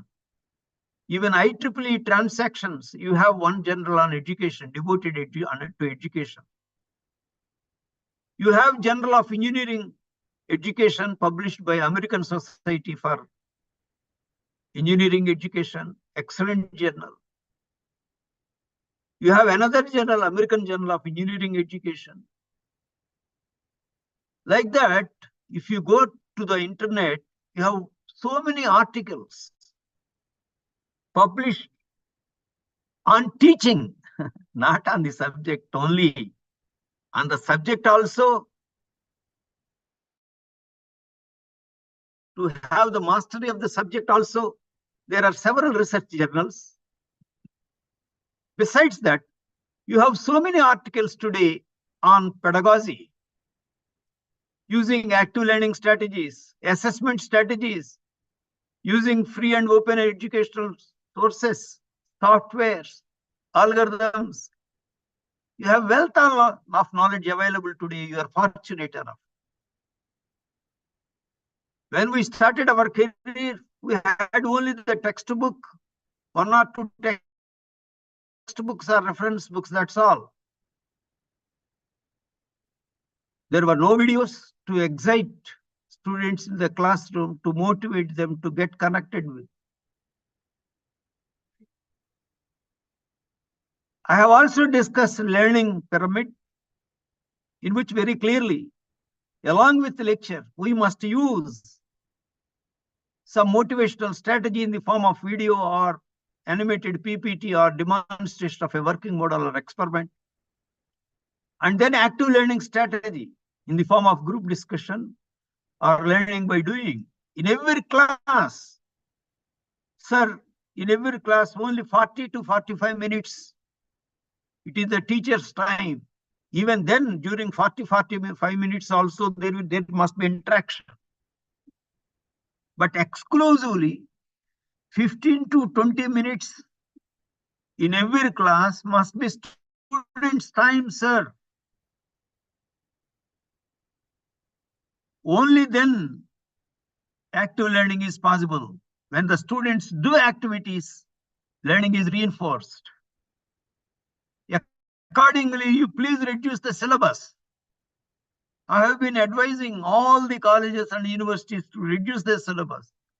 Even IICT model curriculum was given long ago, but in NEP 2020, the latest NEP 2020 clearly suggests to reduce the syllabus, so that if you do not have the burden of the syllabus, heavy burden of the syllabus, teachers and students, you can focus on critical thinking and problem solving skills. With heavy syllabus, all the graduate attributes cannot be achieved. It is impossible to do justice to outcome-based education. Even young assistant professors, you please advise your principals based on the feedback which I am giving. Wherever I was in Board of Studies, I used to start hour by hour, giving only 45 minutes teacher's time for each hour. Hour by hour, what can be covered? A 4-credit course, you will get maximum of 50 hours. Excluding the holidays and exams, maximum. So only 50 hours. If it is a 3-credit course, only 40 hours. I used to freeze it. You may ask me, are you going to reduce the standards? No, I'm not going to reduce the standards. I'm going to improve the quality of education. I'm only removing the irrelevant portion, outdated portion, information-oriented syllabus. Concepts, I'm not removing at all. Application of concepts, I'm not removing at all. Right. That is very, very important, sir. And you have to make the best use of open educational resources. You have to make the best use of SWAYAM courses. Even teachers may be educated by you registering in the SWAYAM courses. When SWAYAM Prabha videos, I advise the teachers to go through the video lectures of your discipline. You will be greatly highly motivated. There are excellent professors from IITs and IICs and premier institutions. And they're all scrutinized. It is not that just because he is a professor from IIS Bangalore, the video lecture is finalized. No. There is a committee to go through the video lectures. Only they are excellent. They are allowed to be telecast. So today, there is a greater possibility for every faculty member to become resourceful by using a variety of resources available. You be more resourceful. It is possible. Only when you are more resourceful, easily meet the needs of diverse learners. You can do justice to the what is called student diversity and inclusiveness in higher education. So this is what we have done in the previous earlier 90 minutes. So before I continue, I always recap so that I get connect with you. So now I am proceeding further. If the teacher has to do justice to the student diversity and inclusiveness of higher education, most important aspect is right kind of teacher-student relationship. Very important, sir. Students should be well connected with you. Right? Students should be well connected with you. When they are well connected with you, they are connected very well with the discipline of knowledge, with the course you are teaching. They enjoy coming to the college, they enjoy learning. So based on my experience, I am sharing with you certain important points of teacher-student relationship based on my experience, not collecting material from any book or anything. The first point is mutual trust and respect are very important in teacher-student relationship. The society says the student should respect the teacher. Definitely it is true. But at the same time, teachers also must respect the students. Society says young children must respect elders. I say we must respect the children also. It is mutual. In human relationship, it is mutual. Right? In family, right? Traditionally, people say wife should respect the husband. No, sir. In every human relationship, it is mutual. Even between any two people, it is mutual. Respect is mutual. Here also I quote Swami Vivekananda. In one of his books, he mentioned, I have great respect to a sweeper who does his duty meticulously and sincerely. I have a great respect to him, rather than to other so-called privileged people in the society who do not do their duties. When the teachers are expected for their expertise, and the teachers have their faith in the students' abilities, students seek their help, guidance, and encouragement. In turn, the students are appreciated for their willingness to take the responsibility, become involved, and do the work needed. Sir, this is another very important point. Besides mutual trust and respect, I would like to draw the attention of distinguished participants. Of the teachers, I observed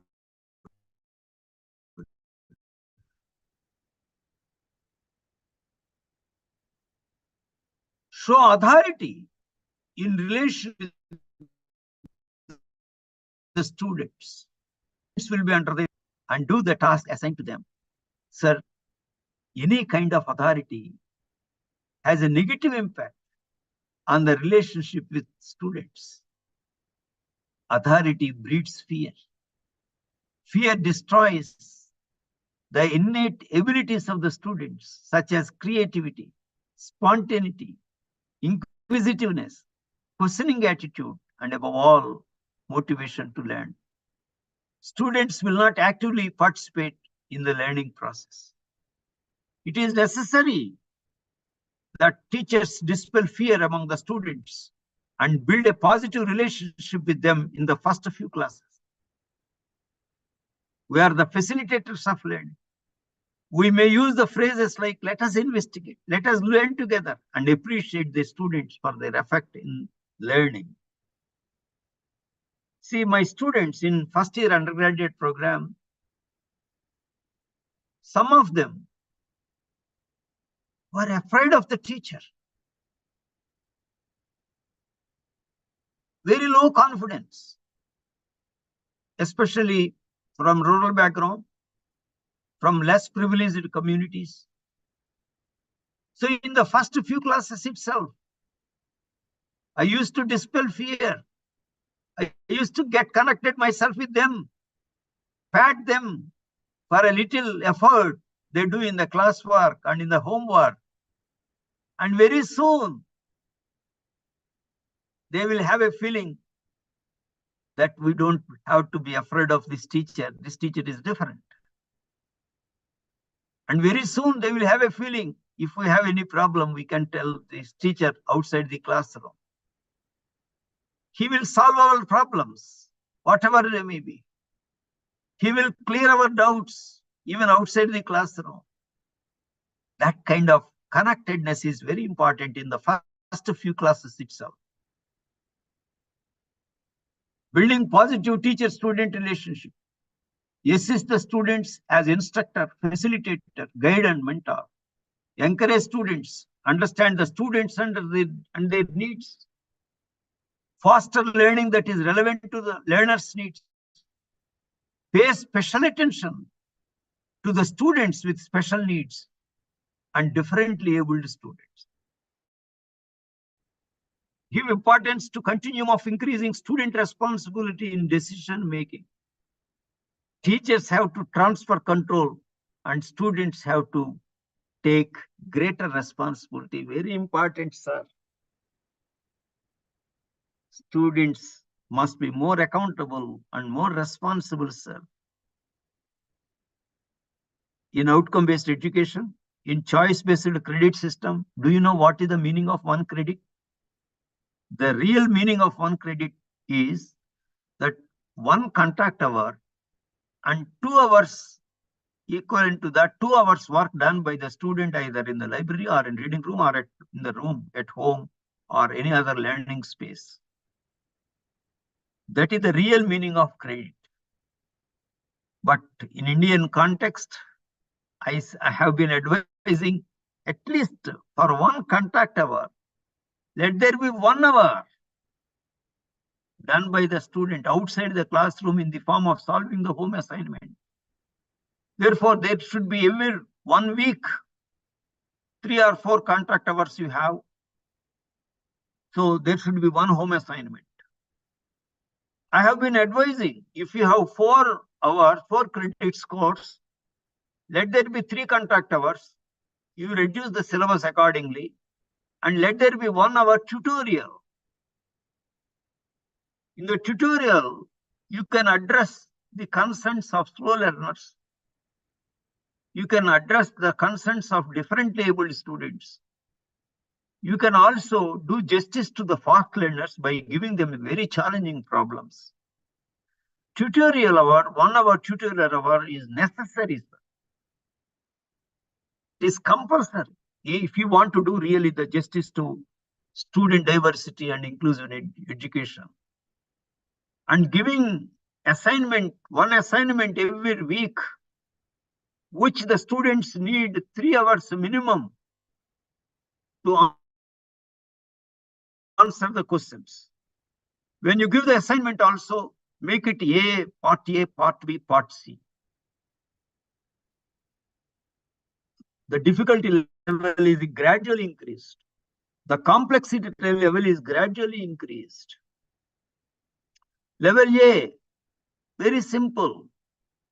After completing level A, they will be able to do level B. Other questions, a little difficult. They need more thinking on to solve that, to answer that. They have to refer more than 1 text.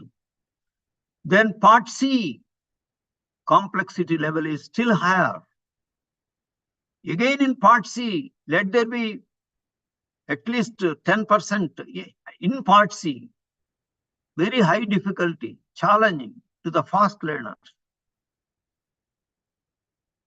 Then you are meeting the student diversity, needs of student diversity. When we say student diversity, means you have to meet the needs of fast learners also. This education should be challenging to them also, not only slow learners. Diverse learners, you have to meet the needs of diverse learners. So I suggest, wherever possible, there can be mini projects for various courses. Right. Especially in NIT Warangal, the BTech students used to ask, sir, this is not enough for some students. We want to do some projects. Then we have introduced a scheme of innovation projects scheme where different students belonging to different disciplines of knowledge join together and do the project. We give a fund or not exceeding 1 lakh rupees. Free. They don't have for consumables and all that. When I was the dean, I started that kind of scheme. Interdisciplinary projects, innovate, so that fast learners' needs also have to be taken care of.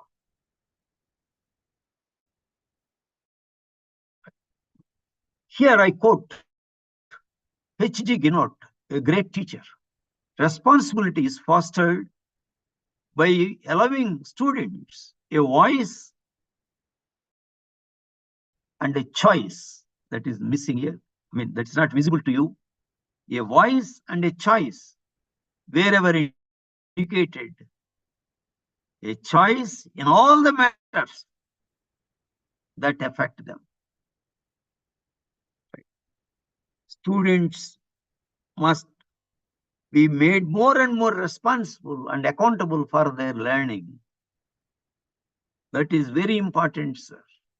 Then only they will be responsible citizens in the society ultimately. Again, building positive relationship with students. Greet students warmly when they arrive each day. Actually, my practice was whenever I enter the classroom, very warmly, I used to say, normally I used to say morning classes 8 to 9 or 9 to 10. Very good morning, friends. Very warm greeting. Be affectionate with students. Show respect and caring for every student. Be impartial. Listen to students with empathy. Empathy means put yourselves in their place and listen to them. Make eye contact with every student. Engage in one-to-one with every student. Provide secure relationship. Talk to them in pleasant and calm voices. Provide holistic opportunities for holistic learning experiences with an inquiry approach, both inside and outside the classroom. Inclusiveness must be taken care of here also. Help students understand classroom expectations. Redirect the students when they exhibit challenging behavior. Even during my first academic year to do this. In every class, there will be some students who exhibit challenging behavior for various reasons, right? So I used to very cleverly redirect them, right? Either I put them some simple questions which they can easily answer, or I go nearer to them, and then if they are writing the notes, I appreciate them. Yes, you are note taking. I appreciate like that. So by challenging behavior, actually they draw our attention. We also draw their attention by our clever strategies, right? So my colleagues used to feel that these are all very mischievous students. They used to talk very, very, very bad language about the students. I used to just smile and say, no, no, no. Students, if they are behaving that way, it is very easy to redirect them. You employ various strategies to redirect them. Every strategy will not work with every student. First of all, if you have connected yourself with the students, there won't be even a single student who exhibits challenging behavior. Therefore, after first few classes, I don't have any problem at all. No student exhibits challenging behavior in my class. Encourage them to listen to others. That is also important. Acknowledge the students for their effort and accomplishment. Appreciate the deed or activity of the student, but not the student. If some student has done a lab activity very well or solved a problem in less number of steps or in a innovative way, then you say that this design is to be appreciated. This activity is to be appreciated, but don't name him and say, I have total appreciation for Mr. Prasad or Mr. Raman. Don't, only activity is you appreciate. So that anybody can, other students, what do they think? So if I do the well, the activity will be appreciated. Similarly, condemn the misdeed or mischief of the students and not the students. This is also very, very important.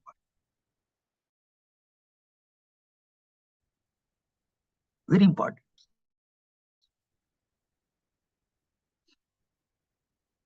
Very often, we form images about the students.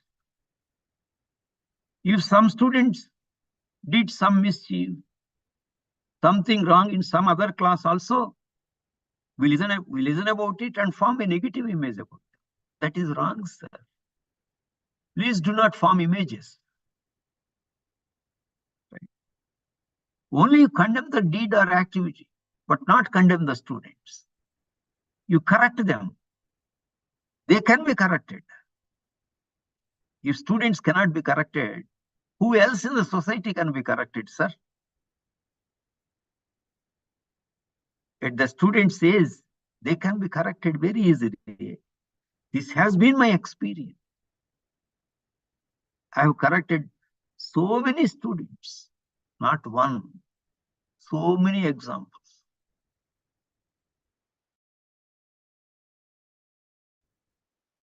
Never laugh at the students' mistakes or failure.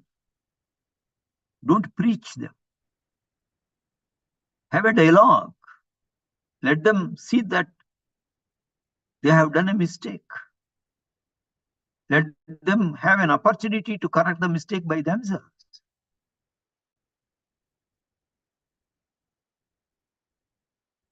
Adopt always a supportive style.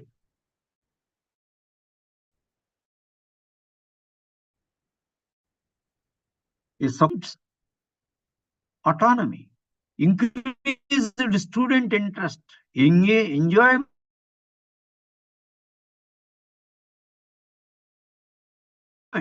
engagement. Is all very important.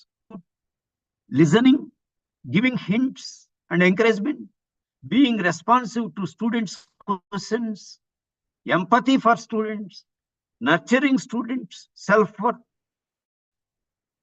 and a sense of autonomy. Give the needed support to differently abled students. Strategies with struggling students. When students are struggling with poor academic performance, teach them how to learn. Teach them the process of learning. the various steps in learning, the various components in learning, outline specific strategies for completing an assignment or reviewing for an exam for those slow learners, underperformers.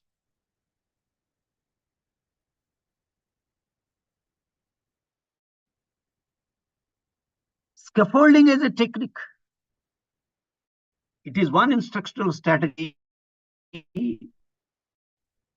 where the complexity is gradually raised as the students are capable of completing more complex tasks. This technique works very well with the slow learners. Always encourage the students to compare with their earlier performance and achieve still better. Do not compare. Tell them not to compare with other students' performance.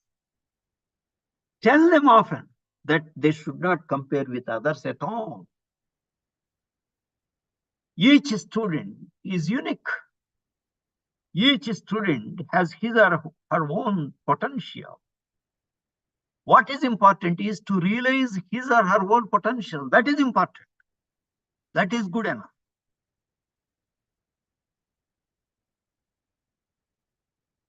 All the students need not excel to the same extent in academics.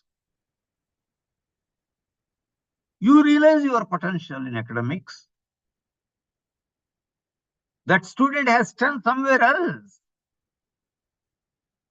He may have good communication skills, good leadership skills, good skills in games and sports, fine arts, music. What is important is one should realize in a variety of fields.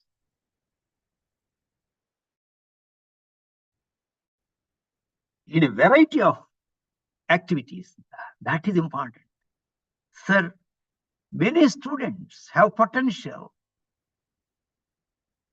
in several things, but very few students get the opportunity to demonstrate their potential in several things. Then what happens? That remains in the dormant form. That will never be exhibited because they are not trained. So I advise the parents, don't focus only on academics. Then the students will be fragmented. Academics is important, games and sports are equally important. Fine arts are equally important. Community service is equally important.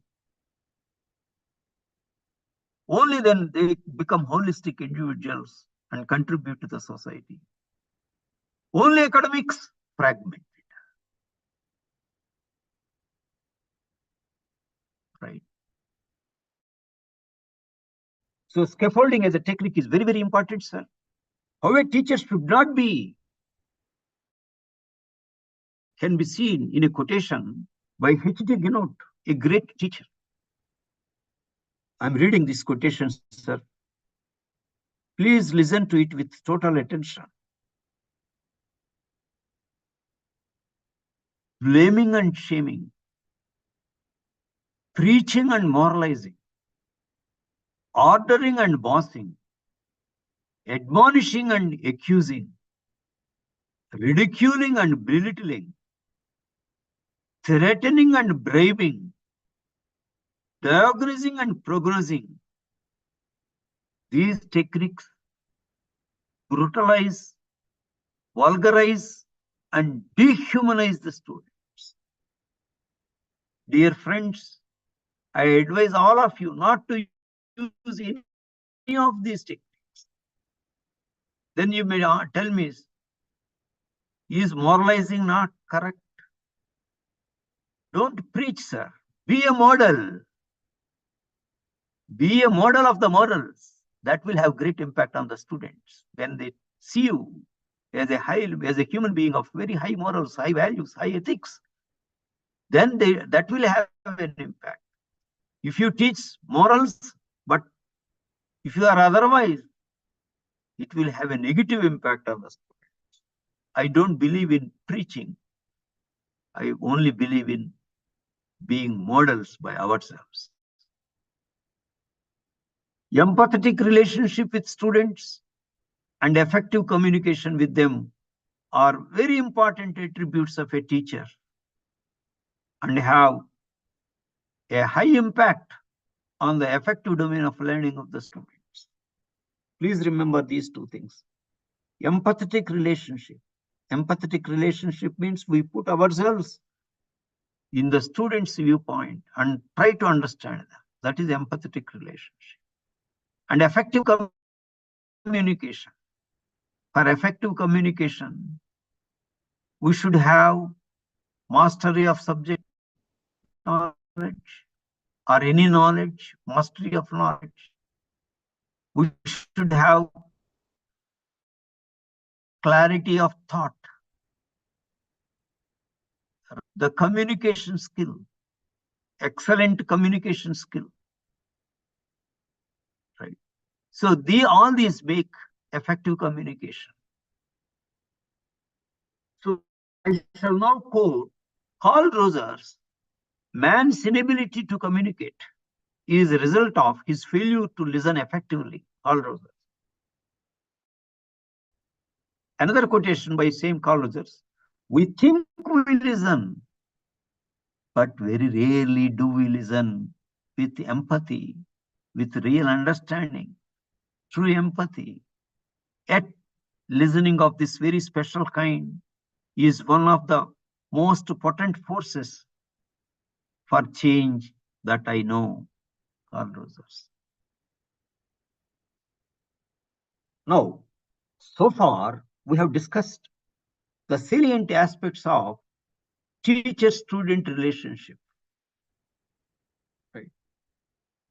I must mention here, from the very first year of my career, teaching career, 1978, I have been making special efforts to maintain right kind of teacher-student relationship. Therefore, my job used to be very simple. My students submit assignments in time, all the tasks with total attention, they perform very well, and there are very, very few failures in all the courses I taught. That is because of the right kind of teacher-student relationship. You see, I was not what is called I was not allowing any kind of indiscipline in the classroom or outside the classroom. I had my own style of dealing with things, right? As I said, several ways of dealing with the students to correct them without hurting them. It is possible, right?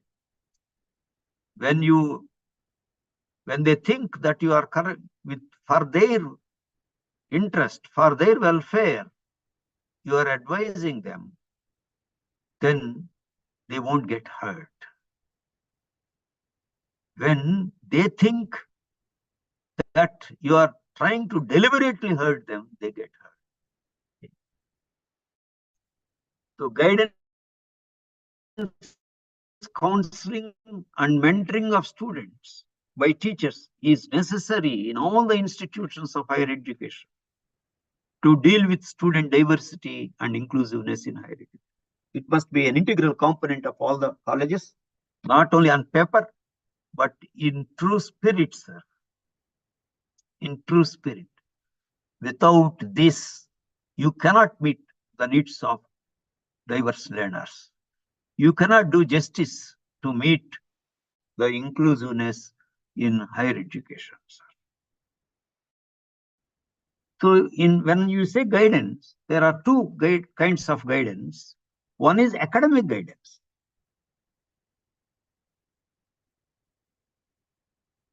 Underperformers in a course need academic guidance, such as clarification of concepts, doubts, right, while doing assignments or preparing for the tests, scaffolding, and empathetic communication to improve upon their self-efficacy. They need your guidance outside the classroom also. Sometimes, though not every day, the teacher may have to stay beyond the institute timings to give academic guidance to such needy students. Besides tutorials must be an integral component of any curriculum design. In most of the courses I taught during a span of 4 decades, there were no failures. I can say with confidence it was because of the academic guidance provided to the needy students outside the classroom on a continuous basis. Right. Then career guidance. It is advisable that one faculty member in each department is equipped with expertise on career guidance of students regarding the opportunity for further studies and employment opportunities in different academic programs. The faculty member in charge of career guidance can give lecture on different opportunities for further studies as well as employment. Listening to those lectures and going through the database, a few students come to you seeking your further guidance among the shortlisted options. This one-to-one interaction several times will lead to self-discovery of the students about their aptitude and competencies and enable them to take decision about their future in career. I played very vital role in the career guidance of a large number of my students, and the feedback from them later indicated it was the right decision taken by them through that academic guidance, career guidance. Then counseling. Counseling is a series of direct contacts with individuals to offer them assistance in changing his attitude and behavior. Again, the definition is taken from Carl Rogers. Counseling involves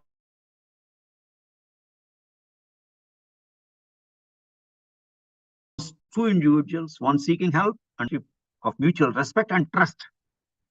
The counselor discovers the problems of the counselee and helps him to set realistic goals and achieve them. Though professionally trained persons are employed as counselors in some institutions, I opine that a few teachers in every institution have the abilities and expertise developed by interaction with several different socioeconomic backgrounds with the different problems and different mindsets. Those teachers can develop their expertise by registering for online courses on counseling.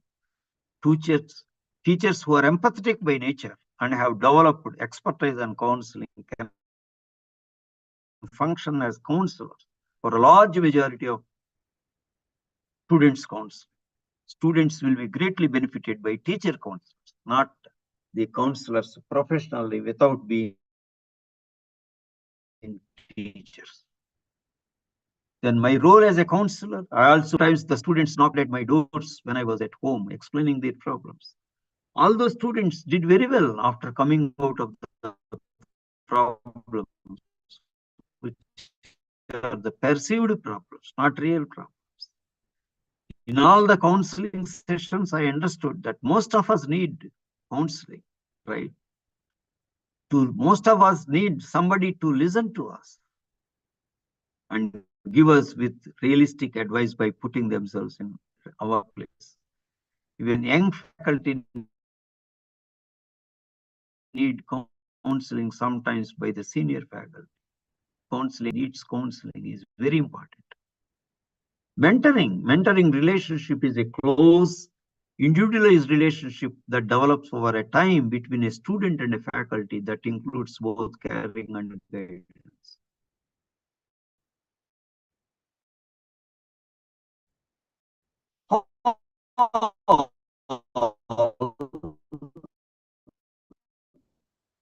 In 2002 defined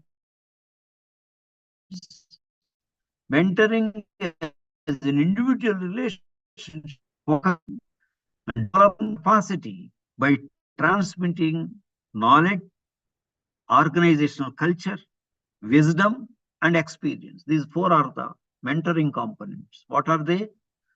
Knowledge, organizational culture, wisdom, and experiences. These are the mentoring components. Now, my experience as mentor, several students of mine at UG, PG, and PhD levels chose me as mentor in its true sense. The mentor-mentee relationship continued beyond their graduation also in a few cases.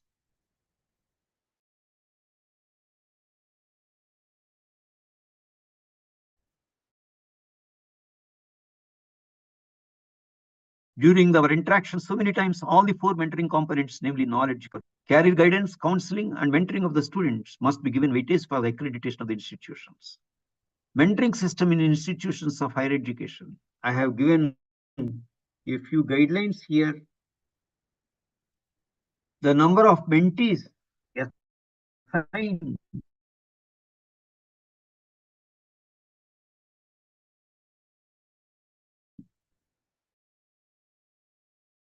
to a mentor may be to a maximum of 20.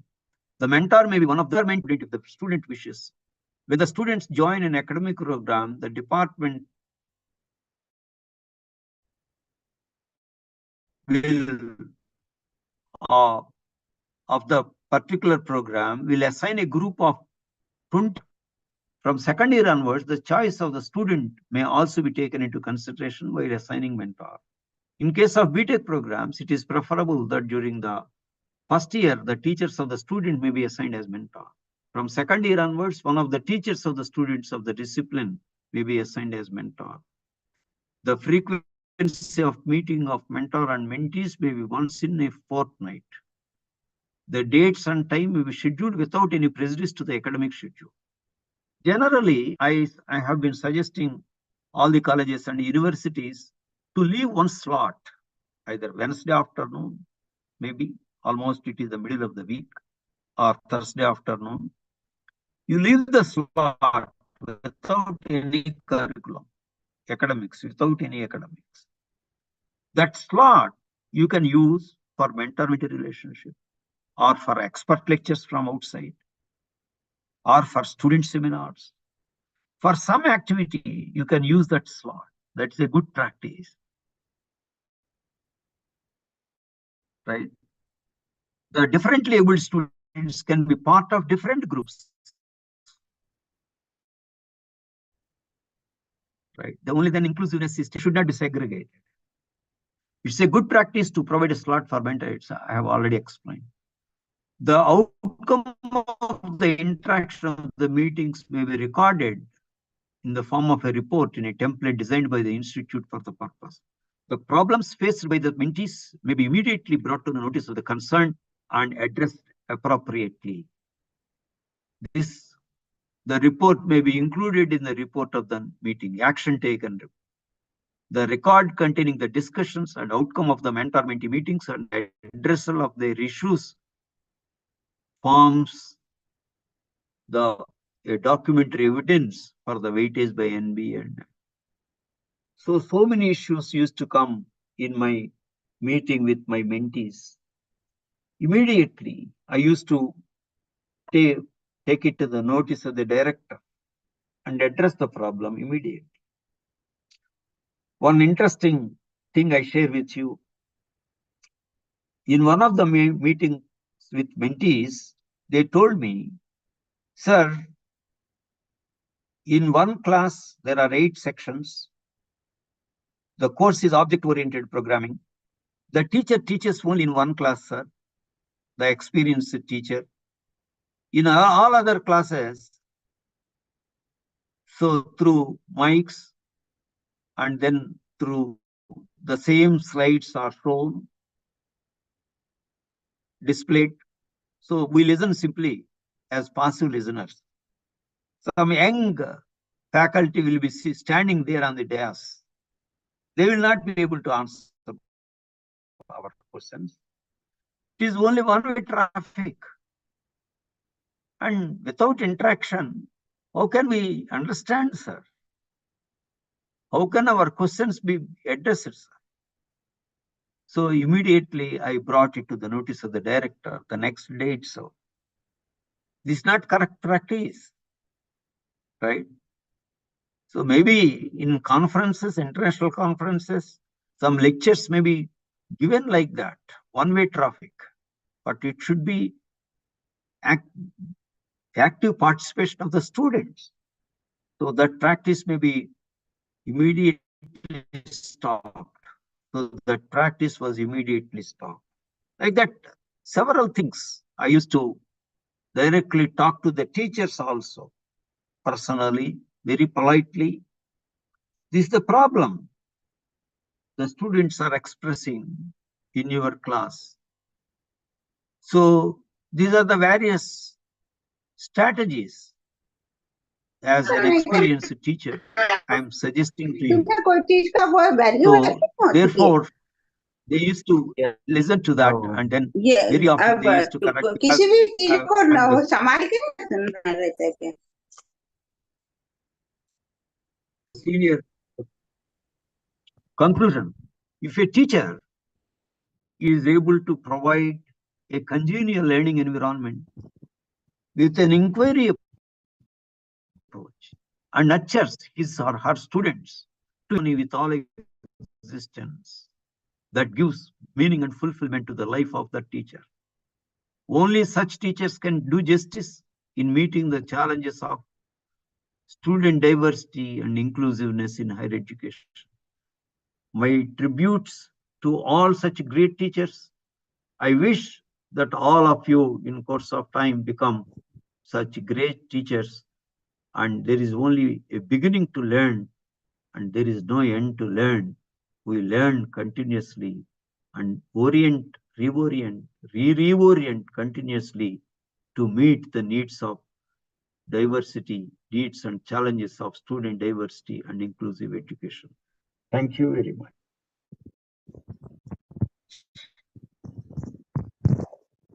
Thank you, sir. Now, Thank you so much.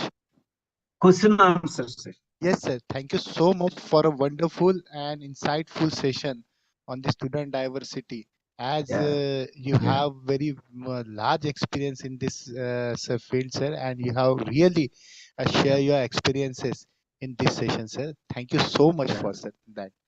Yes, participants, the forum is open for discussion now. If you have any kind of queries or couple of questions, you can directly ask to Professor Apparao, sir. Some of the questions will really appreciate.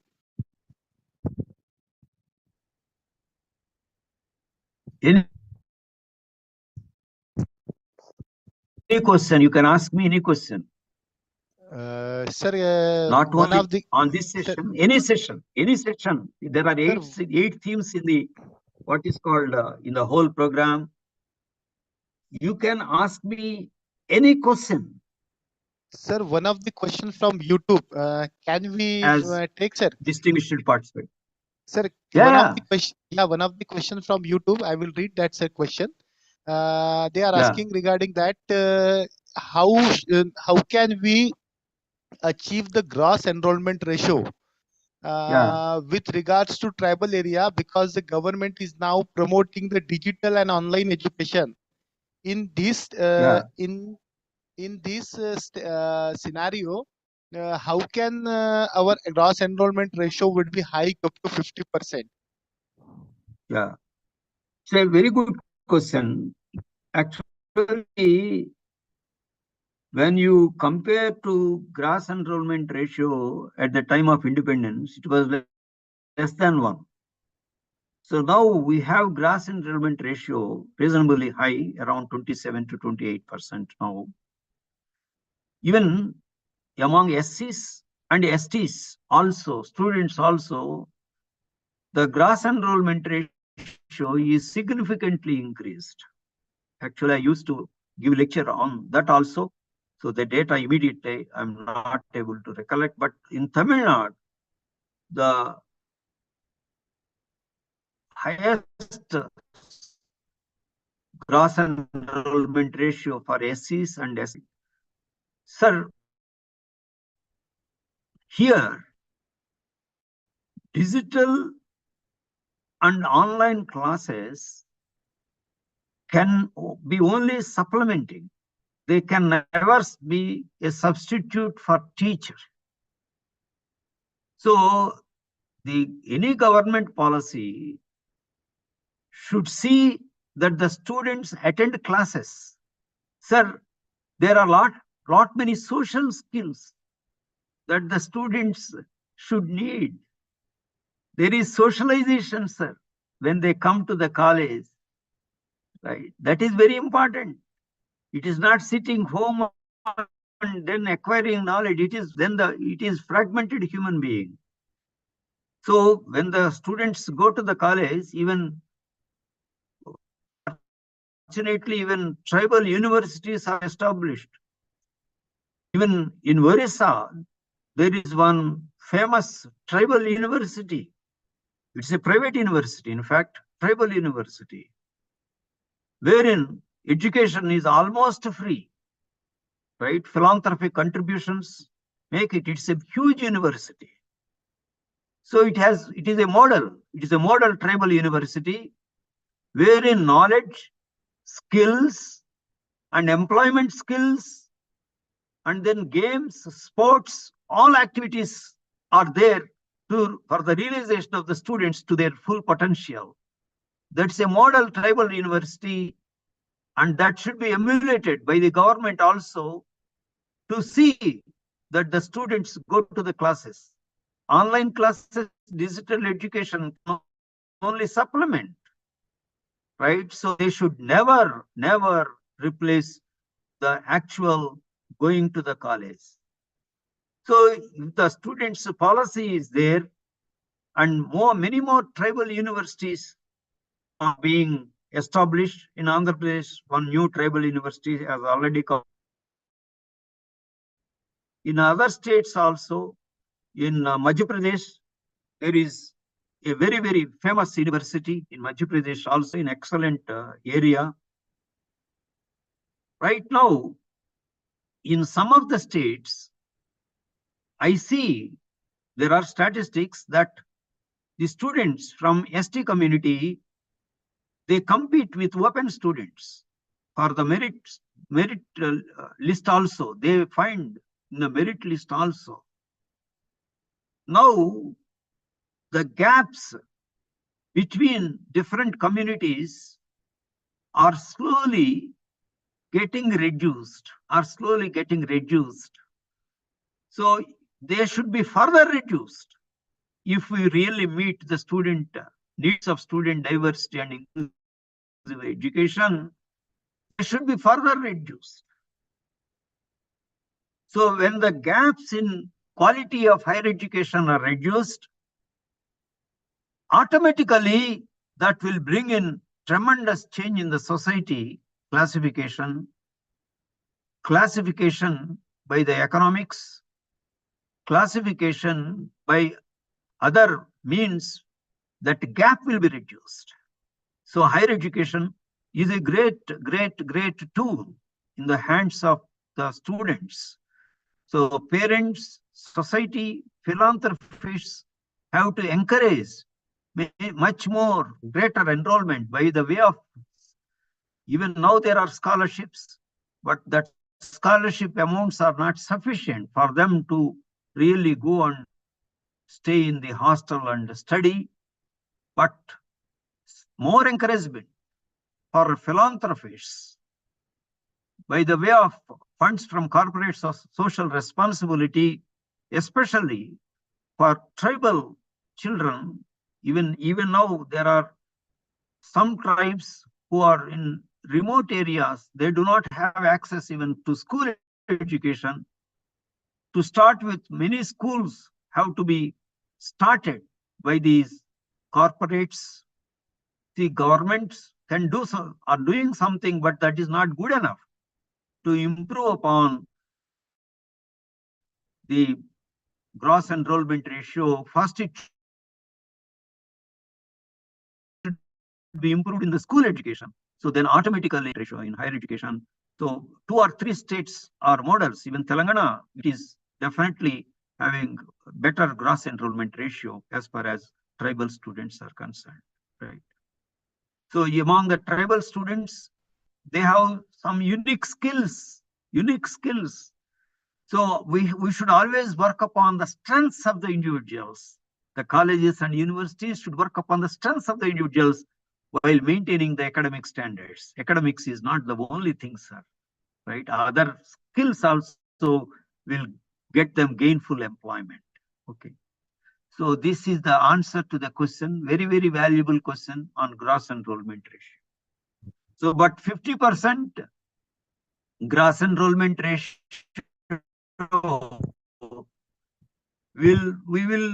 it will take a very long time, sir. So one more important point, we should not be happy with gross enrollment ratio alone. Gross enrollment ratio, see, there are 4 indicators. One is gross enrollment ratio, another is equity, third is inclusiveness, fourth is quality. Justice must be done to all the 4. By increasing gross enrollment ratio, we should not do injustice to equity and inclusiveness and quality. Now that is being done, sir. We are reasonably doing well on improving upon G's gross enrollment ratio, GR. But simultaneously, equity, justice to equity and inclusiveness is not done in private institutions. It is sacrificed. And quality of higher education also is not improved upon when you compare to the gross enrollment ratio. So good teachers must be attracted. A large number of good teachers must be attracted to the teaching profession. Let us see what there will be 8th pay commission. 7th pay commission was reasonably good. And when you see implementation of any pay commission, it should be implemented in private colleges also at par with government colleges. With the same qualification, how can there be discrimination in the same country, democratic country, between government colleges and private colleges? Then definitely, because even now higher education is much more in the private sector, unlike previous times. So unless private sector is strengthened in terms of quality, equity, and inclusiveness, justice cannot be done, sir. This is very important, and governments have to play a very vital role in insisting the private government education sector also to improve upon equity, inclusiveness, and quality in higher education. It's a very good question. This question covers so many points interconnected.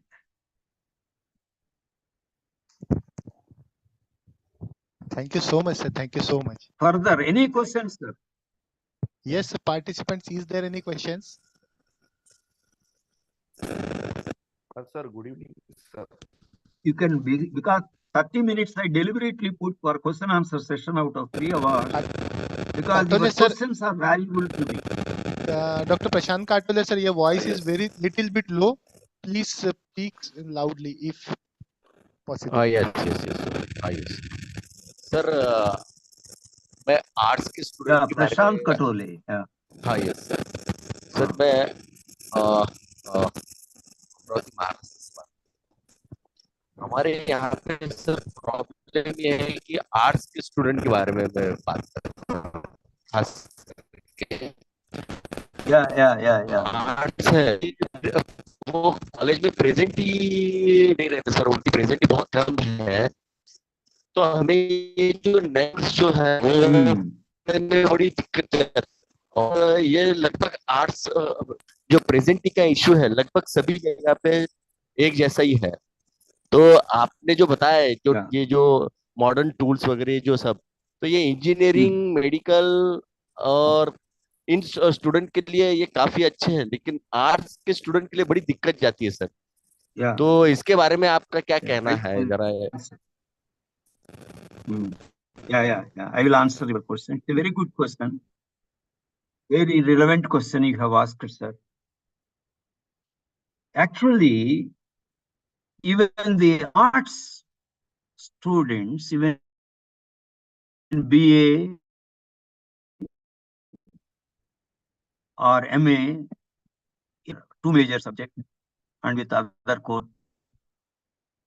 The first thing, sir, curriculum design is the first thing, sir.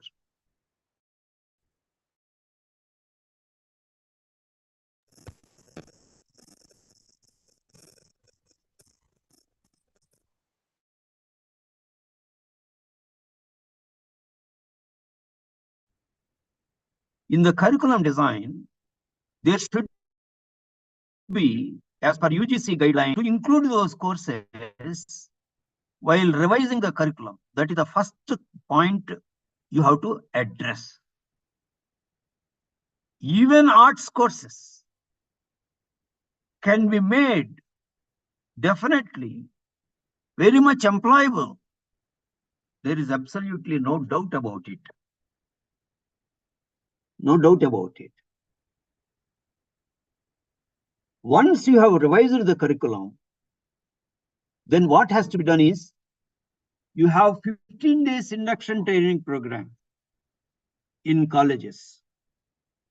During that 15 days induction training program, you have to organize special classes in English communication, especially for rural students and other students also very important. Effective English communication. Every day 2 hours by English teachers to the newly admitted students, first year undergraduate students in arts. Second point, you invite during those 15 days, you invite different employing organizations like bank sector, NGO sector, even other sectors. See, arts means later they may go to arts, whichever are relevant for your arts major courses, right? Whether you have given politics and economics or economics and history, major are important, right? Then employment opportunities for higher studies, and employment opportunities for after higher studies, that also must be discussed during those 15 days induction training program itself. That is second point. And third point is, every year, let there be at least 1 or 2 experts from employing organizations address the students. So what is important here is, after BA Arts, what I'm going to do? Further studies, employment. So that kind of clarity must be there with the students. You see, many students join BA, that is the opinion of the society, because they did not get admission in BSc and BCom. So their self-efficacy has to be improved. You see, you have once they have joined BA, it does not mean they're second to none. Even with BA degree also, there are opportunities. They can do further studies, MA. There are many programs in MA which can provide them employable opportunities. Their self-efficacy has to be improved, sir, consistently by all the teachers concerned and by the principal concerned. So there is not a single strategy. It is multi-pronged approach you have to consider to see that they are connected with their BA programs, sir. They should feel, yes, I can do well here. If I do this, my future is secure.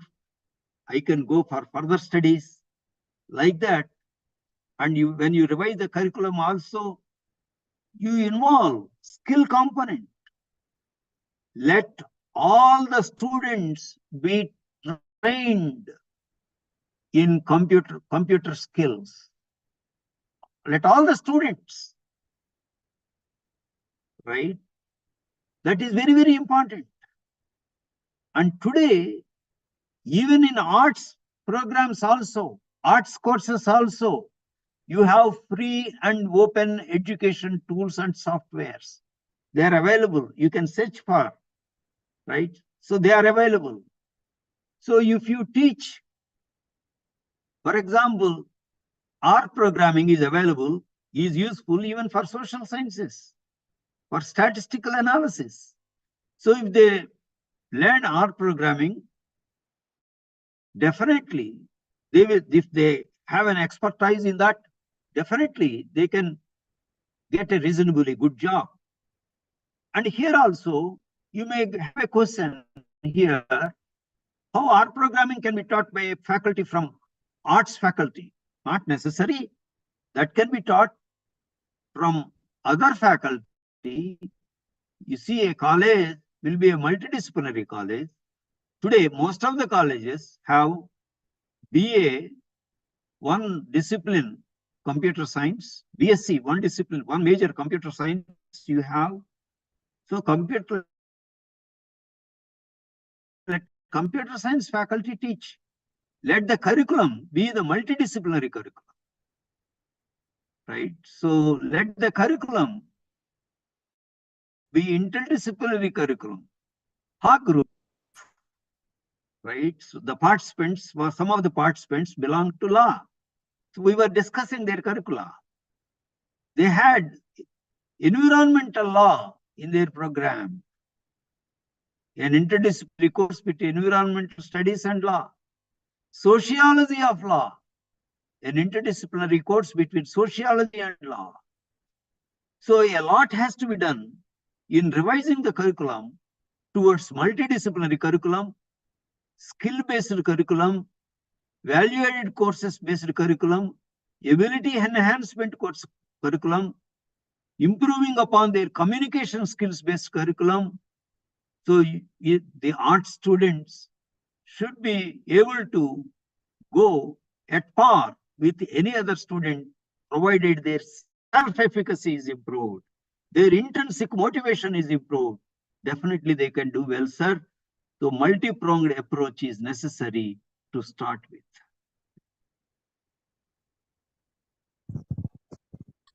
Thank you so much, sir, for guiding us.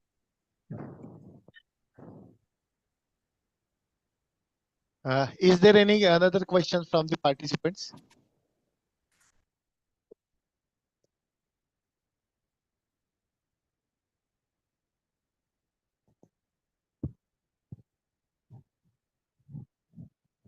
Sir, one of the comment in YouTube, there is a comment that with respect to the NEP. Yeah. Shakil Ahmed, sir, is there any question, sir? Shakil Ahmed. Yeah, sir, the one of the question from YouTube, that they are saying that there are a number of advantages of the NEP, but whatever may be the advantage, there are some disadvantage also for implementing the NEP, sir. It is a view from one of the participants that has been placed in our YouTube feedback. Yeah. So, I mean, disadvantages. What are the disadvantages? If he identifies, then I can answer. Otherwise, in general, I can answer. There are many challenges and issues in implementation of a NEP 2020. There are challenges and issues. So one of the biggest challenges is design of multidisciplinary curriculum, innovative and flexible curriculum. It is very, very important.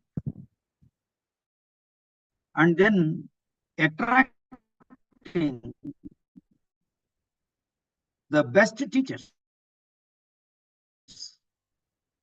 highly competent teachers, to the student diversity and inclusive education, to skill development, then to holistic and multidisciplinary education and all that.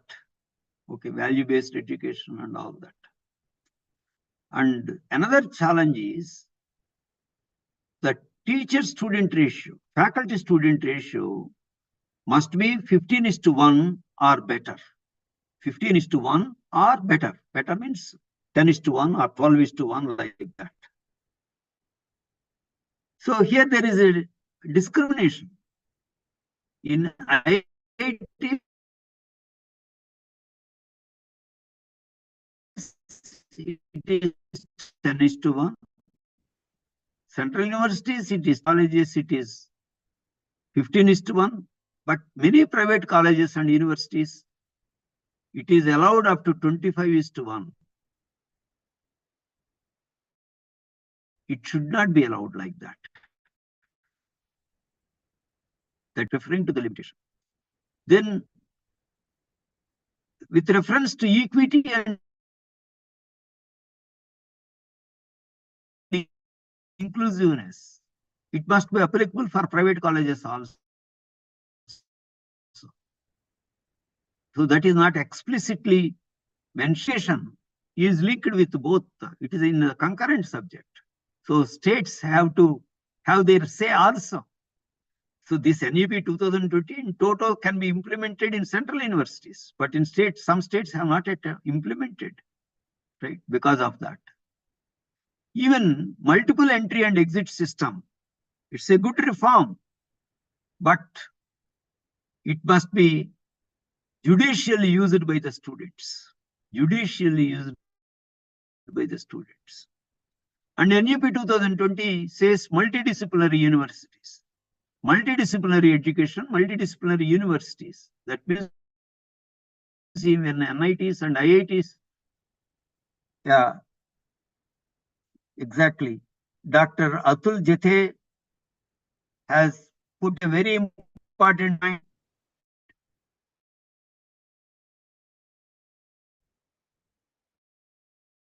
I totally agree with that.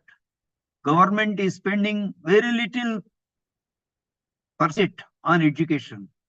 That is definitely a concern.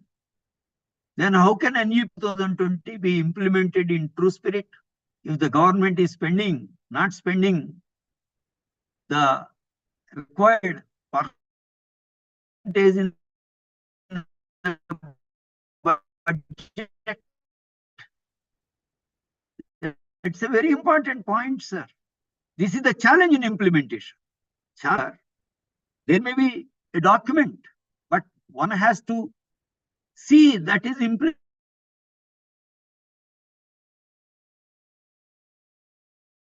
The responsibility of the central government. Some state governments like Karnataka is implementing a NEP 2020, Andhra Pradesh is implementing, but they have to implement in totality, and the private colleges also, the teachers must be paid at par with the government colleges.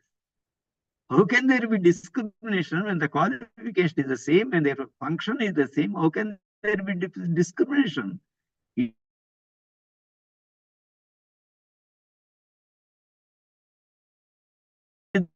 The responsibility of the governments to see that it is implemented.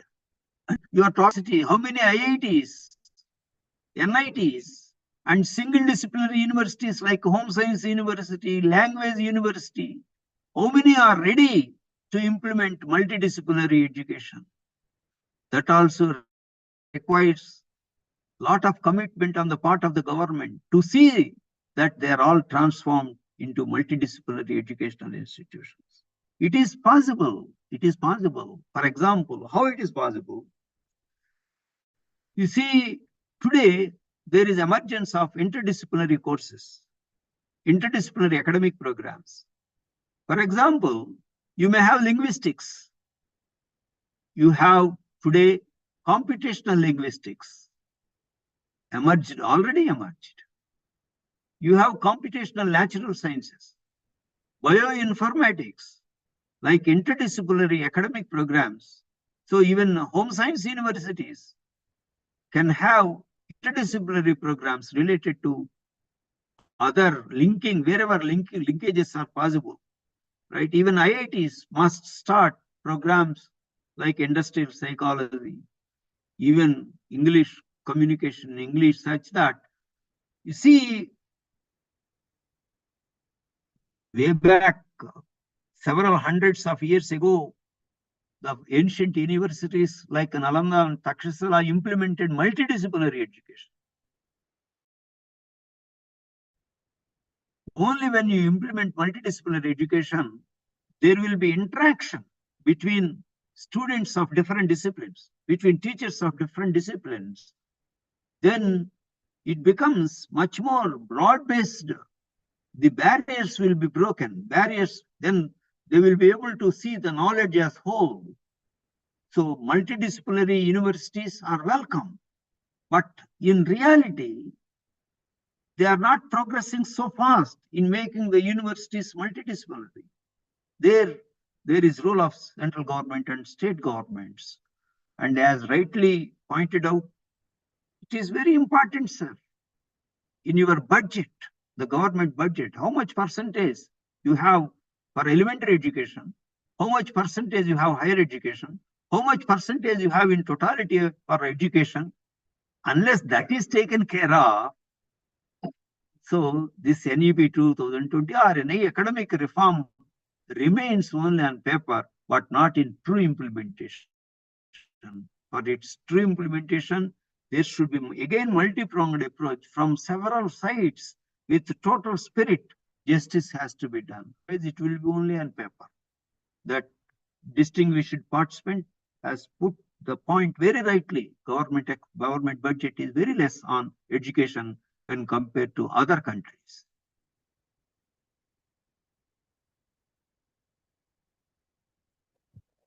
Thank you so much, Very, sir. very good questions. Yeah, very good questions. Challenging questions today. Yeah. Thank you so much, sir. Thank you so much because you have answered this question on basis of your experiences. And definitely, sir, where the teachers are ready and the institutions are ready to take this responsibility on their shoulder, government should support in that meaningful way, sir. Yeah. Whatever maybe the commitment Yes. government Yes. has made, that is 6% of GDP should be contributed to the HEIs and education system. That is old recommendation of policy of the Yeah. Kothari Commission. The Kothari Commission has also recommended the 6% budget. Yeah. That Yeah. same policy has been Yeah. initiated by this in this national education policy. But we will hopefully positive the government will also support. Yeah. We will hope. Yeah. Yeah. So, sir, Yeah. shall we conclude, sir? If you could permit, sir. Yeah, we will conclude. We will Yeah, sir. conclude. Yeah. Yeah. So, I enjoyed the session. I thank you very much, all the participants.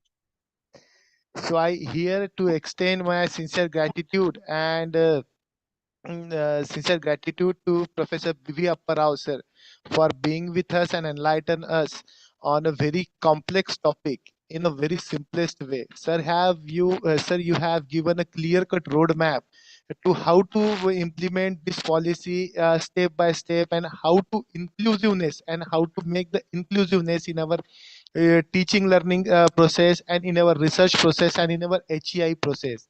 And you have also, sir, focus on the last student that has been situated to the some rural area or some tribal area, and how can that student will be come up into mainstream. Sir, you have given the clear cut roadmap, sir.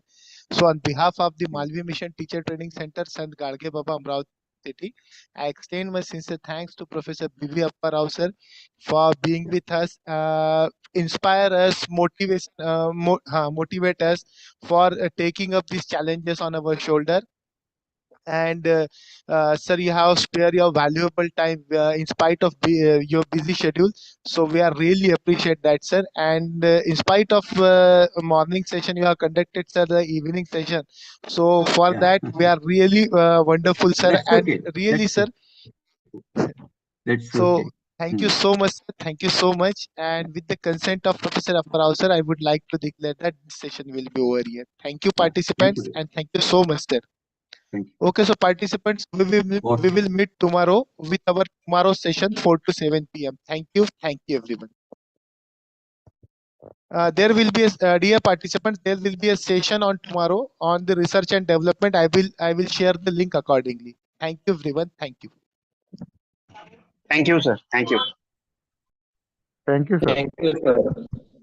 And hope so you are enjoying the sessions, because we are find that some of the participants are not attending the sessions on regular basis. So it is my humble request to each and everyone, kindly attend the session. That could be make us to issue your certificate, program certificate accordingly. Okay, so thank you everyone. We will stop now here. Yes, ma'am. Yes, Dr. Nandana Thank you, ma'am. sir. Very nice session. Thank you, ma'am. Thank you. sir. Thank you Thank so you much. so much, sir. Thank you. So we will Conducted. stop now here. Yes, ma'am. Okay, sir. Okay, sir. Thank you, sir, so Okay. much. Yeah. Thank you, ma'am. Thank you, sir. Thank you. Okay, so we will stop now here and we'll meet tomorrow. Thank you, sir.